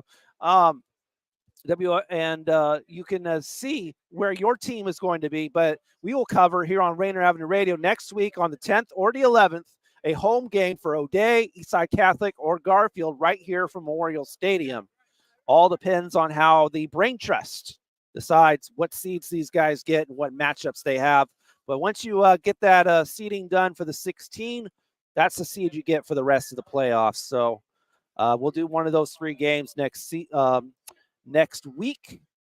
Make sure you follow us on our Facebook and our YouTube platforms, Rainier Avenue Radio.world on YouTube and on Facebook. And as soon as we have a game announcement of what game we'll be doing and what matchup it is and what time and all that, we'll post it. And you can go ahead and follow those pages, and you'll get first notice on what that game will be. This Tuesday, we're doing an election results special at 7 p.m. on election night. We'll take it all the way to 9 p.m. Results should probably come in shortly after 8 because when the polls close at 8. So we'll probably get our results probably about 8:30 maybe. But Juan Cotto and John Yasutake will be talking to a lot of officials and a lot of important people in the political spectrums, getting their opinions. And you can tune in for that on election night at 7 p.m. Juan Cotto and John Yasutake. It'll actually be one of Juan Cotto and John. It'll be one of John's at least final broadcast for a while here on Rainier Ave. I believe he'll be involved in football, but his show, Seattle Here and Now, will be off the air for a while. He'll be retooling a new show, and he should be coming back maybe about a month. It might be called Portland Here and Now because he's moving to Portland. But yes, this will be one of your real last opportunities to see John Yasutake on the air for a minute. And that's on election night at 7 p.m. for the election results special. All right, we're going to pay some bills and be right back on your community radio station, Rainier Avenue Radio. Here with your second half. It's Another just a blowout here, 42-0 here. O'Day Shorecrest. Follow the banner there on the bottom. We should have some updates for you when the other round of 32 games kick off at 7 p.m. And we'll get those updates for you and sprinkle them in so we can make this second half really good. So keep it locked. This is your community radio station, Rainier Avenue Radio. Generational wealth. Generational wealth. Generational wealth. What is generational wealth? We asked our communities, and this is what they had to say. Once we change and improve the mindset around what Black wealth is and can be, and show success along the journey, the longer term impacts will be huge. This is something that once we get there and at various places along the journey, we'll see that this is something that we could have done or could have begun a long time ago and simply managed to not yet find the trail. But once we do find the pathway, we'll be able to create something that no one will be able to take away from us, from our families or our communities. And like I say, the impact will be huge. So we can either talk about it or get on with the task. My suggestion is that we hunker down, cinch up our belts, and get on. This campaign to create awareness to generational wealth is brought to you by the Department of Neighborhood's Generational Wealth Initiative, the Washington Housing Finance Commission, and Rainier Avenue Radio.world. Generational wealth. Generational wealth. Generational wealth. What is generational wealth? We asked our communities, and this is what they had to say. To me, generational wealth means access to joy. Money doesn't buy happiness, but it can buy a lot of things that make it easier. I find that when your basic needs are met, it's a lot easier to work on other things. Like even for myself as an artist, like I'm not the best creative, I'm not the best artist, but my basic needs aren't being met. And not having to worry about that for yourself, but also for the people closest to you, like your loved ones. To me, that's the beauty of generational wealth. To me, generational wealth is community. It's being able to talk to people and figure out what they need and help them. I feel like especially in Seattle. This campaign to create awareness to generational wealth is brought to you by the Department of Neighborhood's Generational Wealth Initiative, the Washington Housing Finance Commission, and Rainier Avenue Radio.world. Rainier Avenue Radio.world is your 24/7 digital media hub. Tune in at Rainier Avenue Radio.world. Also find us on Facebook, Twitter, and TuneIn apps. Mga kaibigan, ito po si Kuya Bert Kawili. And this is Miles Salvador from Australia. And I'm Norb Kawili, also known as Norbcam. Kung gusto niyo po ang latest news and events from the Philippines at yung local Filipino community, PhilAm Radio po. We play Filipino music and interview guests from all around the world. And I'll keep you updated on the latest Seahawks and sports news. Kaya always tune in. PhilAm Radio every Tuesday, 1 to 2:30 p.m. Pacific Time on Rainier Avenue Radio.world. And in YouTube and Facebook. Salamat po. This is Big Poppy, host of Jazz from the Cabinets. Join me each week for a listening tour of the first century of jazz, an eclectic mix of Dixieland, big band, cool jazz, bebop, contemporary jazz, world jazz, all jazz in all forms. That's Jazz from the Cabinets with Big Poppy on Rainier Avenue Radio, streaming worldwide on RainierAvenueRadio.world. This is Paul Pearson, host of Star Time. And when I'm not being reprimanded by traffic cops, I'm listening to Rainier Avenue Radio.world. Is there anybody in community radio that stays on top of the hits like Tony B? It's so good to hear some of the old Motown. Because he's an old dude. I love old Motown music, my brother. And was captivated back in 1983, my senior year in high school, when Michael Jackson and they did the Motown 25th.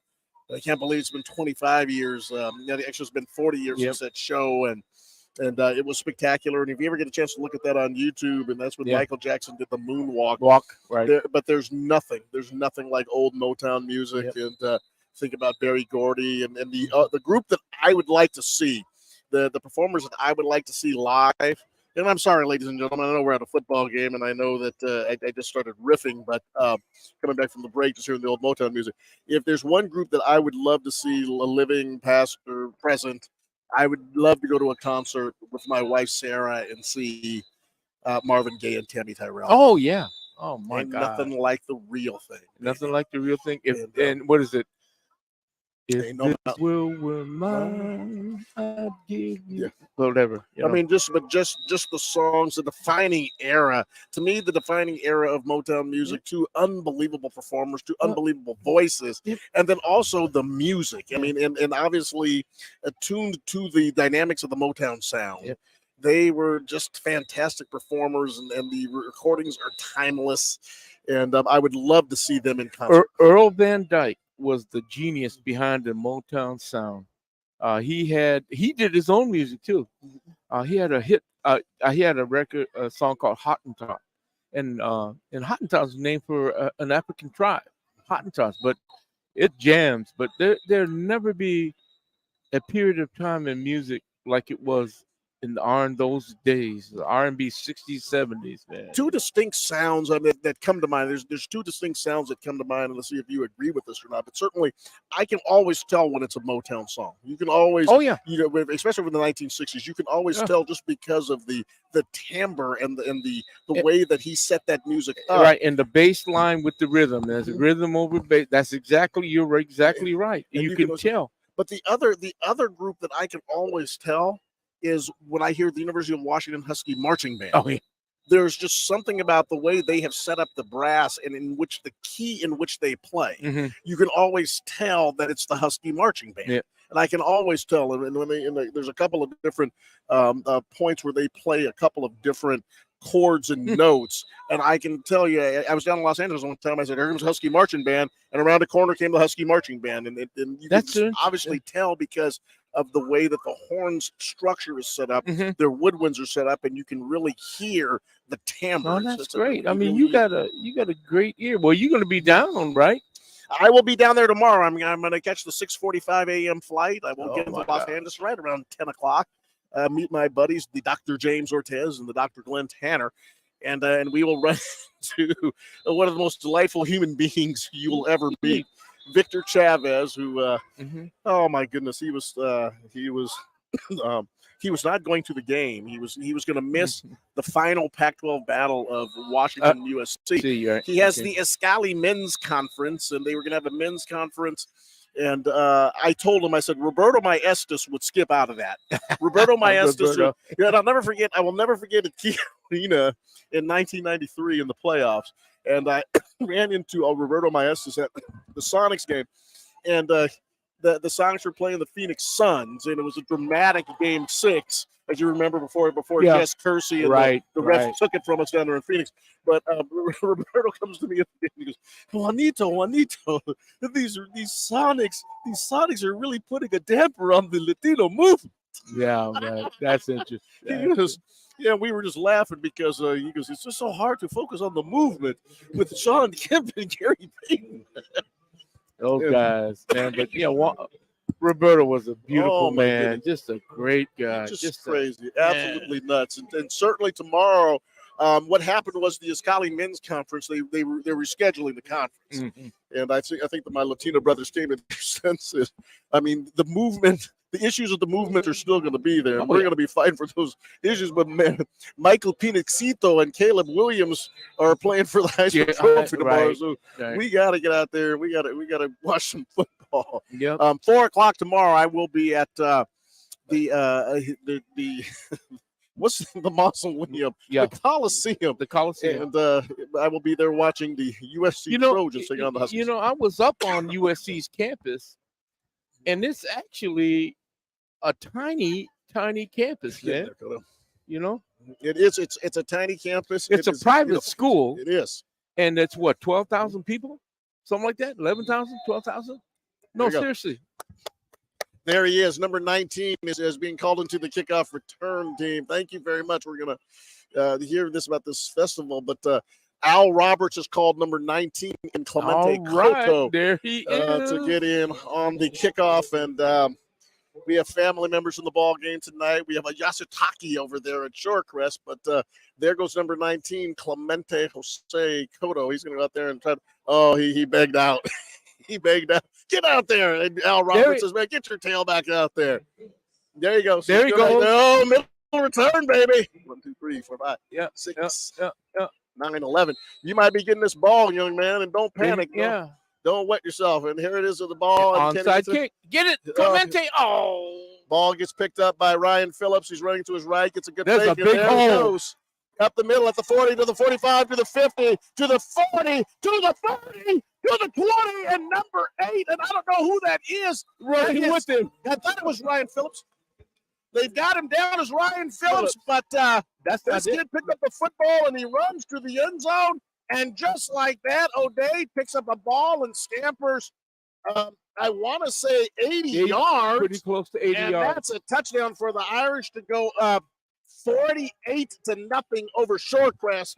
You're kind of reminiscent of Percy Harvin in the Super Bowl. Picked up the ground ball and just ran it in. Burst of speed.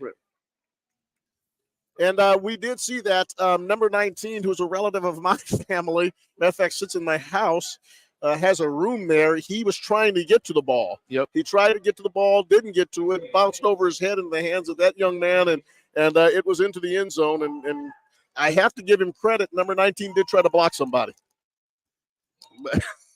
Yeah. Well, he made an effort, you know. What the heck? Hope Sarah Cotto's okay. She always gets a little nervous when number 19 runs onto the field, but in that case, he was a part of a very, very successful kickoff team. And the ball is good. Yep. And that makes the score O'Day 49, Shorecrest 0. Well, and it's a running clock. It should be, yeah. The clock should be running right now, actually, and I don't think it is.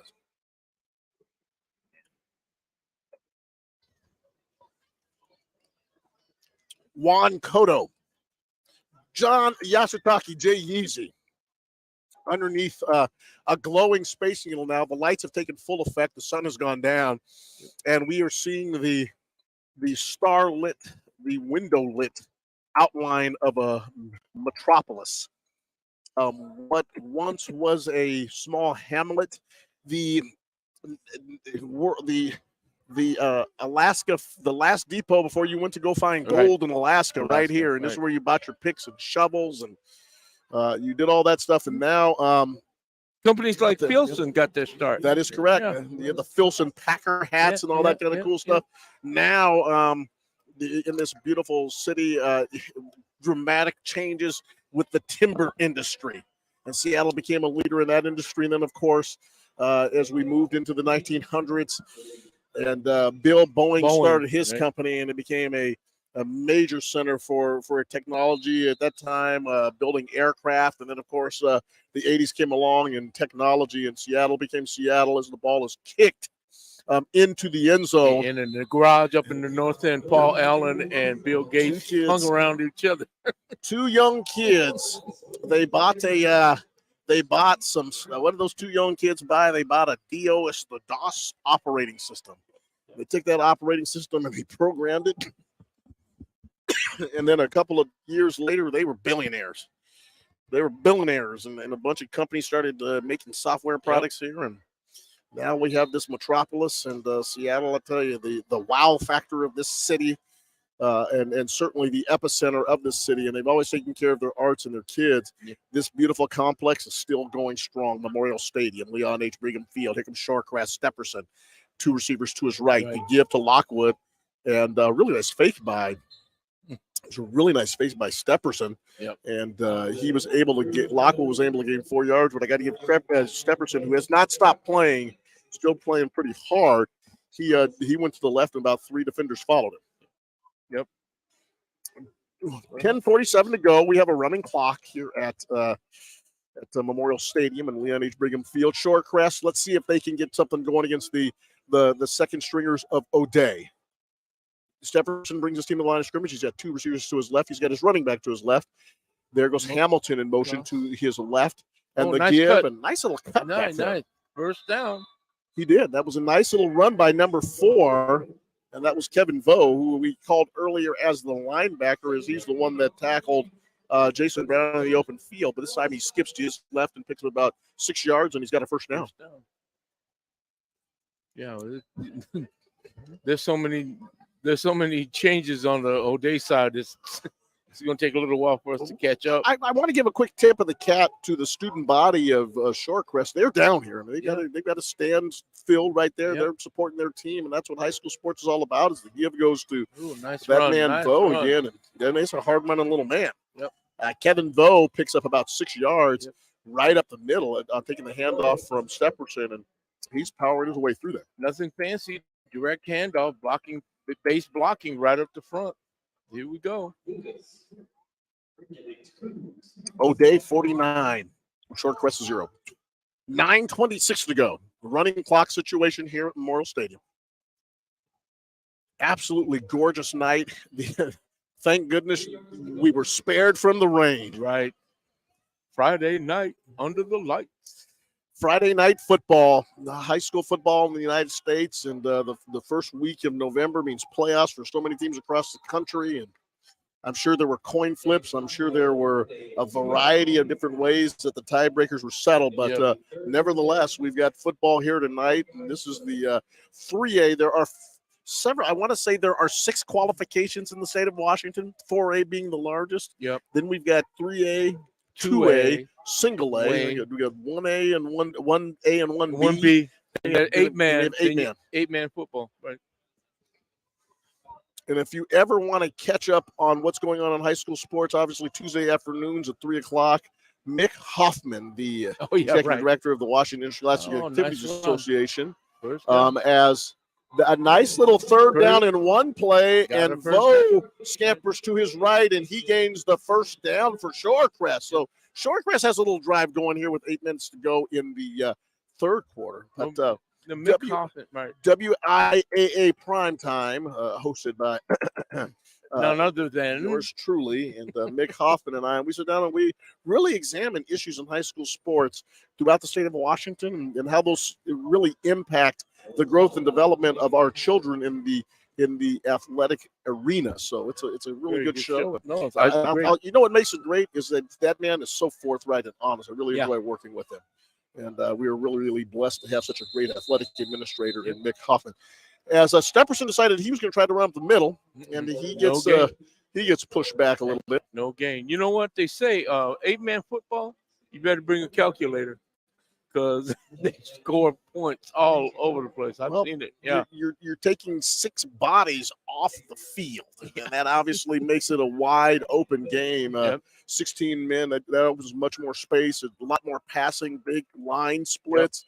And if you get a little scatterback running back, and if you get some wide receivers and a quarterback, you can see it. And boy, I tell you what, the places that play it love that game. Yep, it's very fast paced. Hamilton goes in motion to give us the Vo up the middle, and Vo he gains about 4 yards before it looked like O'Day was trying to pull the ball out of his arms. It looked like I thought he was going to get a little bit more yards than that, but he still got positive yardage. Third down. They're right on the 50-yard line, Coach. Ball on the 50-yard line. Your community radio station, Rainier Avenue Radio.world. Juan Cotto, Daniel Bellis here, Jay Yeezy. Man, we always have a good time, and these I'm really, really, really starting to cherish these times as I really enjoy it. Obviously, with the pandemic, we missed a couple of years of action, but it is so good to be out here enjoying high school football. And the give is to Vo. Vo runs to his right, gets back to his left, and he's greeted by the Irish. Bunch of bodies flying in there, a little pushing and shoving going on as Vo goes down, and that ball is going to make it 4th down at about 1. And Vo's a little slow getting up, but they pick him up. And he's a tough little running back. Yes, he is. Don't forget Ricardo, our camera guy.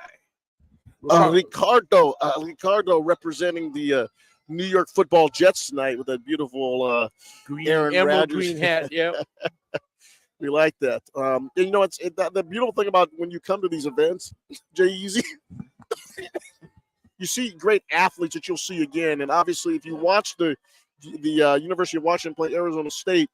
Former O'Day High cornerback. As the ball goes to Vo got right to the 45-yard line. He's short. Looks like he got pushed back. Yeah. And is he a little short? It looks like he's short. O'Day's will take the ball over at their own 45-yard line as he needed 4 yards and he gained 3. Yep. They shut it down. But it was the Arizona State University of Washington game, the interception by Mashiel Powell, whose name I couldn't pronounce here. Oh, that's Could not pronounce Mashiel Powell, but that was Mashiel Powell. Daryl Powell.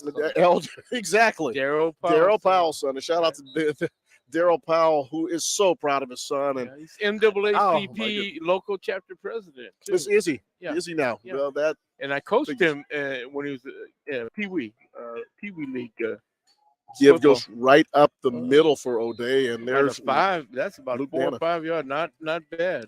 No, the Irish take the football back. 4:26 to go in the third quarter.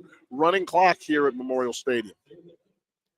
Oh yeah, Michelle. Is it Michelle Paul?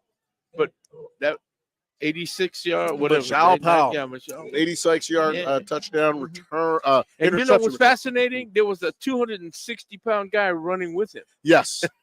Samoan kid. Yep. Oh my gosh. The athleticism in the Pac-12 is ridiculous, and it's only matched by the guys you see on Sunday. And so long, Pac-12. I wanted to be down there for the last battle of USC and Washington, a storied rivalry. And as Luther Hill breaks through, and Luther Hill's at the 30, the 25, the 20. Will he be able to outrun him at the 10-yard line? No, Gets they pushed got him out of bounds at the 5-yard line. five. And flags are flying everywhere. I think we got some holds coming up. Flags flying as Luther Hill. I called him Luther Powell. Luther Hill gets pushed out of bounds. Started talking Mishael Powell, and he's pushed out of bounds at the 4-yard line, but I think it may be coming back, and I think it may be offsetting penalties. What a piece of running by Luther. He just breaks through in a crowd. Shorecrest thought they had him bottled up, and I did too.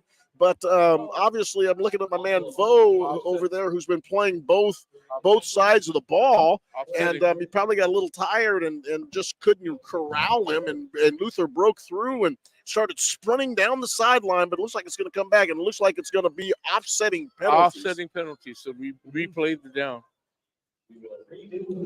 Holding and but we had a holding and a horse collar. Horse collar.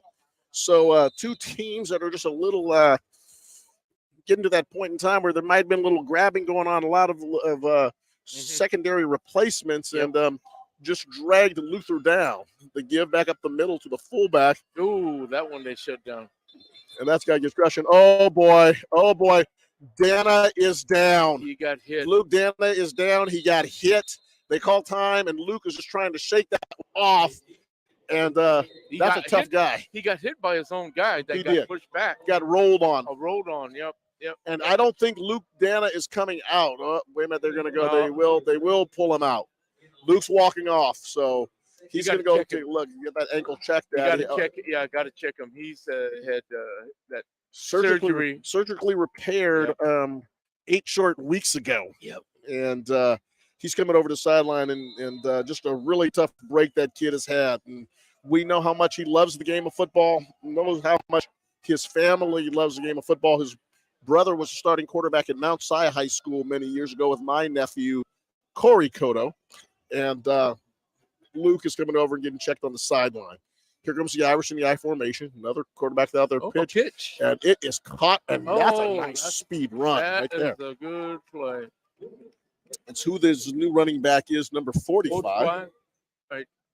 That is Lucas Hercules Cruz, a junior. So it just seems like there's a lot of dudes at O'Day seems to have every year. And Lucas Hercules Cruz takes a pitch that was almost over his head and just flies in there. And, oh, boy, let's see. Is number 19 in the game? I thought, well, I think my grandson, number 79, is in the game. Take a deep breath, 19. And, of course, it's a proud papa. Oh, the give is right up the middle. Up the middle. And then he keeps going. He's still going. Oh, my God. Is that number 30? He's close to a first. Oh, he did get the first down. Line the game. 10-yard run. Nice run there by, see who this is. Yeah, my grandson, number 79, is in the game. I'm Yep, sorry. yep. I'm sorry. I'm being biased, but yeah, it's my grandson. Don't apologize. We are family. We are friends at your community radio station, Rainier Avenue Radio.world. And people are excited. And as the clock is, I think O'Day's going to let this clock run all the way down, aren't they? Yep. I don't think they got. No, they're not going to run a play. No, she's going to let it go. Yeah. And let's see what happens here as the clocks run down. O'Day's going to let this clock run all the way down to the quarter, and now with the score 49-0. So what's he do? Oh, they're calling delay of game on the Irish. So that'll make it 4th down and 15. So let's see, it'll be 4th down. Actually, it'll be 1st down and 15. So they're going to go ahead and. Or will they pick it up? I mean, I think that's going to be the question on a running clock situation. So regardless, it's 49-0, and they're going to go ahead and make the changes. They may give O'Day a penalty of 5 yards, and to be honest with you, I don't know if that's made much of a difference tonight. That's cute. But once again, we are proud of the Shorecrest fans. We're proud of their student body. They came down here to support their kids.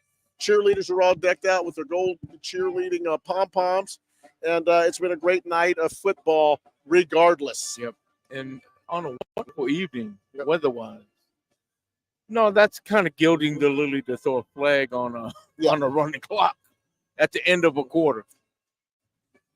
So here comes the O'Day Irish in the I formation. They're on the plus side of 50. They are. On the 40, right? 12 minutes to go, so they'll go ahead and go with the running clock. O'Day 49, Shorecrest 0. That was a 10-yard run. It was. I couldn't believe it. When a physical 10-yard run, too. Yep. To say the very least. So it is 1st and 15 with the 5-yard delay game. I formation. It is. 2 wideouts. There was a handoff. Oh. Fullback up the middle. And he gains a solid 6 yards. Well, he made up to 5 plus 1 or 2. Yeah, this is So 3-yard gain, and that'll make it 2nd down and 7. 11:38 to go. We have a running clock situation here at Memorial Stadium. O'Day 49, Shorecrest, nothing. No, it's 2nd and 12. Juan. 2nd and 12? Yeah, Okay. because of that penalty. Yeah, that penalty. You're right. There we go. And I'm now looking behind the post. Yeah. So the ball's on the 36-yard line. Here come the Irish. Same eye set. They give. Nice little toss back to the number 45. Oh, the running nice back. run. And he does a nice job. Yeah. That is number 45 again. Yep. And that is Hercules Cruz with the carry. So that's deep in the roster, Juan. O'Day's the team that O'Day plays tomorrow, Daniel, will we find out about who that is tomorrow? You will find out on Sunday at noon. That's when the WIAA releases the results from that brain trust of representatives from every league, citing what they round of 16 and what you get to see from there. That's what you stick with for the rest of the playoffs. Hercules is back there, and there's the give to number 22, the fullback. First down. This kid here, number 22, I saw him play a couple of weeks ago in a JV football game. He's a tremendous running back himself. So they just loaded, and that was Montre Jenkins. He's that's another guy who can play a little bit. Yep. No, they're really going deep in their roster.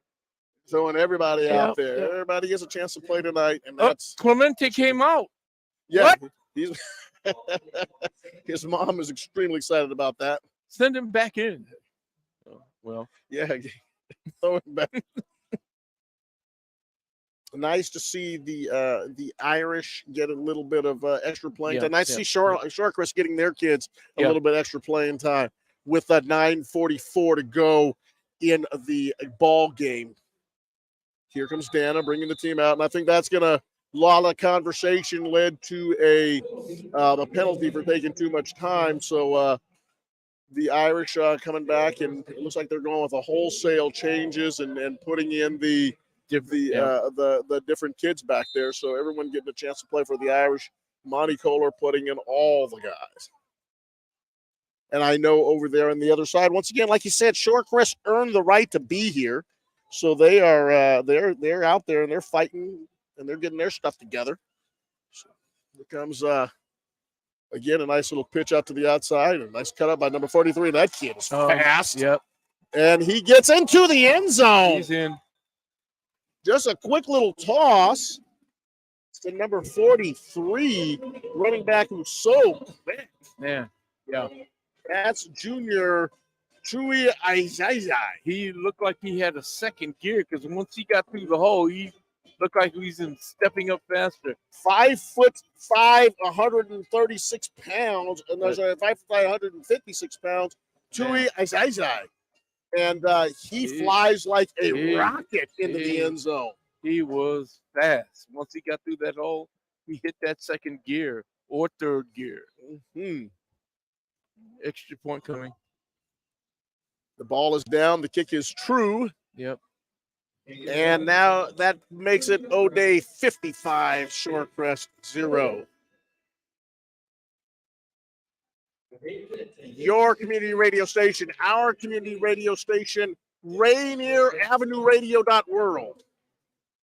Telling the stories of our kids, and this is obviously WIAA preliminary round football, the Metro League playoffs and the district playoffs. And we are all out here on a beautiful Friday evening celebrating sport in America. The state 3A football playoffs. The band is cranking, and you hear all of it. It is so much fun to be around the high school kids and high school athletics. Yep. Tomorrow morning, 6:35, I will be on a plane to Los Angeles, California to watch the college game. I'll be watching the University of Washington at the University of Southern California. USC, University of Spoiled Children. Don't say that because Tony B's daughter attends that. we know that young lady is not spoiled. She runs the show, and I know that she probably will not be at the game. She's had her fill of sports over the years as our producer when she was a young puppy over here with us and hanging out at Rainier Avenue Radio, where she developed so many skills and actually taught us a few things. Interned with us. No question. Interned, externed, and volunteered because of Papa. 8:52 to go. 56 O'Day, Shorecrest 0. But now let's see if Shorecrest can get on the board. Yeah, we had that. The kick. Yeah, that was a challenge. Oh, nice kick. Nice kick. The ball is refielded at the There's our guy. line. Let me see if Clemente Cotto got down there. He did and ran past him. But let's see if Clemente Cotto can catch him from behind. He gets into the pile. There we go. Well, you got to hand it to that number. You got to hand it to him. He did. For Shorecrest. That young man is a competitor. That fearless. Old number 1 there? Yep. Or that was actually fearless. That was number 2. No, that was not. It was number 2. It was different returner, but yeah. Okay, but hey, either way, Lockwood has been normal, but Tyson Laconia Tyson Laconia was the returner on that one. He fearless nice too. Return. He did fearless as well. Nice little 22-yard return, probably his first action out there, and he got into the mix a little bit. Here comes Shorecrest. Dad, this looks like a totally different group too. Receivers left and right, one running back, double tight ends. Snap and the give, and that's the quarterback number 7. So Stefferson is out of there at a nice 8-yard run. 8 or 9-yard run. The backup quarterback, that is Eli number 6. Goides. Eli Goides gets the ball, and he runs about 9 yards, and that'll be now. He actually gave him 8. That'll be 2nd down and 2. 2nd and 2 for the Scots. In an evening, it's one of the better running plays, Juan. 7 minutes and 19 seconds to go. O'Day 56, Shorecrest 0. 2 splits, 1 setback, tight line. Direct hand. Oh. There are some men out there. Number 21, Kenneth Adams Jr. That was a head knocker right there on the line of scrimmage. No gain. Kenneth Adams Jr. Picks up a yard. And that was what we say in the vernacular, a tough yard. Yep. Oh, he did get a yard. Man, that was. O'Day Irish legend Colin McGlynn is here. My man. O'Day Irish legend Colin McGlynn. He's a member of the class of 1983, and like me, he is only 38 years old. Do the math. Do the math, right? I mean, that wasn't your best subject. Oh, good keeper. Wasn't. Oh, nice play by by Eli, the quarterback keeper. Yeah. Goitis, he went ahead and just jumps up. Goitis, nice little play right there. Yep. Jumps up the middle, and he picks up a couple of yards for a first down for Shorecrest. So Shorecrest is being game, and they're playing all their players. Yep, they did. Oh, they just changed out their 4-man front. They did. Yep. Give some guys some front, and there's Stafford Mays still coaching them down there. Yep. Stafford, former University of Washington Husky legend, Minnesota Vikings. I think he spent 12 years in the national. And Taylor Mays' dad, who's a great ball player down at USC, and a coach for the Trojans now. Yeah. Secondary coach for the Trojans, Taylor Mays. Many of you remember him as nice hit. 25. Boy, that was a nice hit, man. Yeah, with that nice play, nice little run, but a nice hit too in the middle. All good. 21 was the ball carrier for that was Adams Jr.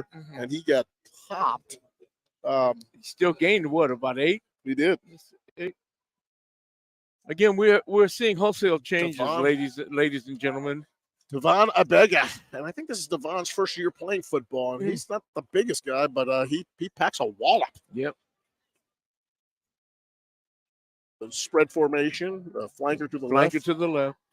Give up nice the middle. cut. Adams Jr. makes a couple of nice runs before he's hit again. He's pulled down to the ground. 4:49 to go. 4:48. Let's see if they score, Juan. Monty Kohler sitting down and talking with his coaches, and they're getting a feel for next week. So the Irish, they will find out as they go ahead and reorganize everything on Sunday who their opponent will be, and talking to Jim Walker, the principal, and Monty with that Denny's menu size play card hanging from his leg. 2 wideouts. One setback. I used to have my plays on like a 3x5 index card. Oh, and I told you, Abega is not the biggest guy in the world, but man, he packs a wallop. Oh baby, he comes up and he will hit you. He ran right through the ball carrier. Packs a wallop. Coming from the free safety position, he just came down the hill and he just ran right through Adams Jr. and just Shorecrest loves that quarterback keeper. But man, if I was a quarterback at Shorecrest, I'd say, hey, let's hand it off. Oh, or hey, one of my buddies go block the free safety. Yeah, thank you. I want him to come running down. Right. That was a hit, ladies and gentlemen. 334. 2 wideouts, 1 setback. The Shorecrest Scots, as we said before, 3 guys who Adams Jr. makes a couple of nice play, nice little step through, and he's still going. He's past the 40-yard line, and now they're in a scrum. Good run for Adams Jr. First down. Looks like one of the Irish came out of the pile with the ball, but they blew the whistle. They blew the whistle, and he was prancing around with the football, and referee said, no, we're going to spot it right here at the 40. So that's called Adams Jr. That's called forward progress, and the whistle blows, Your community radio station, our community radio station, Rainier Avenue Radio.world.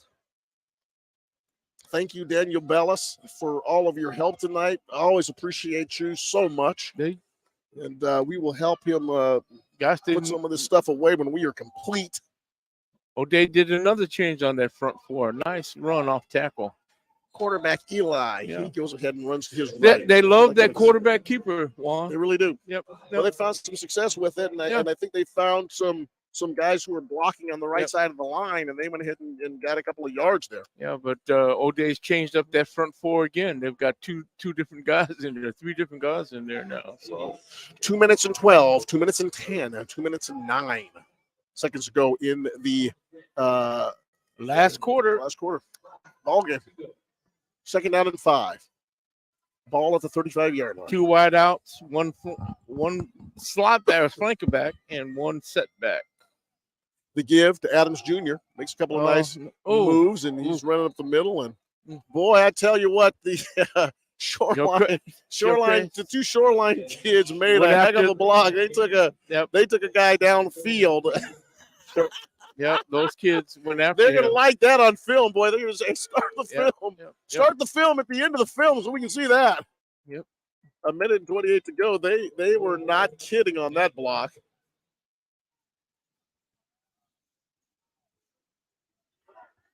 A minute 18 to go. 56 O'Day, Shorecrest 0. The Irish getting ready for the second round of the playoffs. Shorecrest, they will finish at 5-6. 2 wide outs. And One as step the- back, quarterback there's a keeper. quarterback keeper. Oh, he's got the first down. He did. And Adams Jr. hold on. the guys holding on to the football. Adams Jr. No, they stopped it. Yeah, they called forward progress.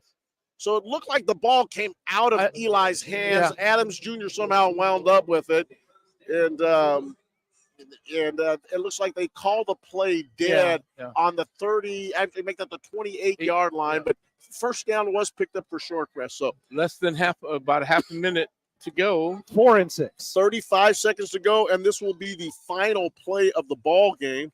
See if Shorecrest can get something on the field. They'll finish 4-6. They'll finish 4-6. Yeah. Irish look just as good as advertised. 10-0. 2 wide outs, 1 setback.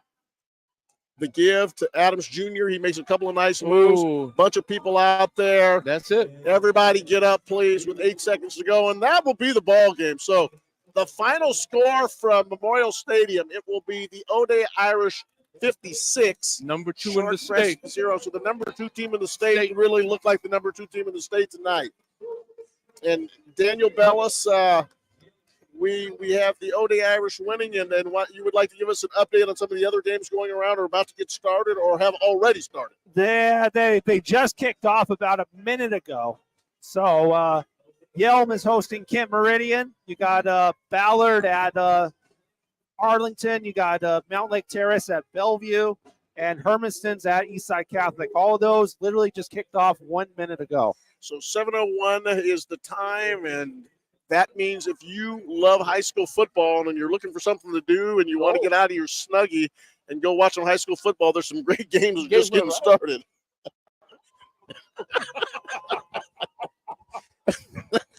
Boy, I tell you, it's a tough crowd around here. Congratulations to the O'Day Irish on making it to the second round of the playoffs. Congratulations to the Shorecrest Scots. Once again, it's great to see people come and support their teams.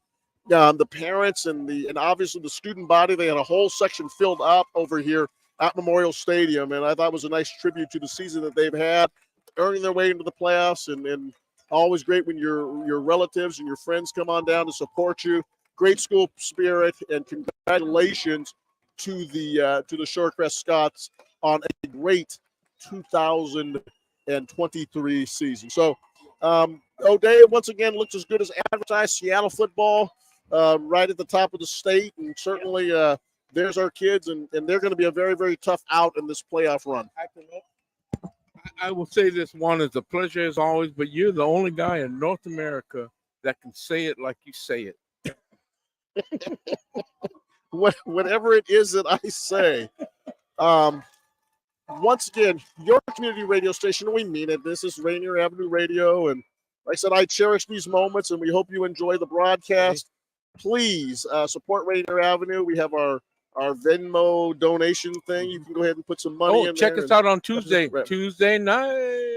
And Tuesday night, and if we can just put a plug in for that, Jay Yeezy and I will be talking politics, and I thank Sarah Cotto for allowing me to go ahead and do this show, because it always seems like I kind of get broiled in some controversy with our political background, but it is such an important part of American life. It's such an important part of our city life, and there's some really important elections that are going on, and I'm not going to tell you who to vote for, and Jay Yeezy and I would never do that, but we will ask you to do this.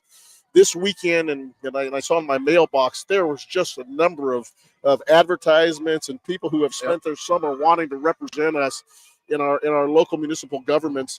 throughout the area and certainly here in the city of Seattle. Right. Please take your time to fill out to take a look at that information, find out who the candidates are, maybe do a little tiny bit of research. It'll take you no more than half an hour, 45 minutes, even that much, and go ahead and vote. Please mark the ballots, put your information on there, and you can't complain and you can't say all that stuff about our community if you're not participating in the process. Your vote is your voice. It really ladies is. and gentlemen. And it's probably more as we've seen in elections, John, over the last several years. It's more important now than ever. Oh yes. So we will Tuesday night. We will hopefully try to make some sense of it with you. Yeah. We'll try to articulate and to interpret what these results mean. Yeah. And with us will be David Horn, Cindy Laws, who has a long political track and background, and she has been involved in so many different things. She's actually been elected official when the monorail. That's great. So yeah. Oh yeah. We've got some people. We've got some people who, and I've got some people lined up. Victoria Beach, who has spent so much time on crime in the community. Yeah. Got some homeless advocates and people who've been focused on those types of issues. And it's going to be a really good action-packed show. Protect and preserve our democracy by voting, ladies and gentlemen. That's the only way you can do. And get the ballot. Don't wait till 8:00 Tuesday night. Please don't wait till 8:00 Tuesday night. Get the ballot in as soon as possible. Thank you. And then we will go over the information with you. So once again, Daniel, thank you so much to our cameraman, Aaron Rodgers over there in his New York Jets hat. Thank you so much. And signing off from Memorial Stadium, Daniel, I'm throwing it over to you. Yep, we'll be back here next weekend on November 10th or November 11th. We'll do either the O'Day, Eastside Catholic, or Garfield home game. All depends on seating, of course, which will be determined on Sunday at noon. It'll be released by the WIAA. We should have a report for you on either Monday or Tuesday on what game we will do. And we'll announce that. Follow us on our YouTube and our Facebook pages, Rainier Avenue Radio.world. That way you can get that game announcement first. All right, we are out. Thank you for tuning in to another edition of WIAA 3A football. It's a state tournament. We're taking you all the way to the championship at UW Huskies Stadium. And for now,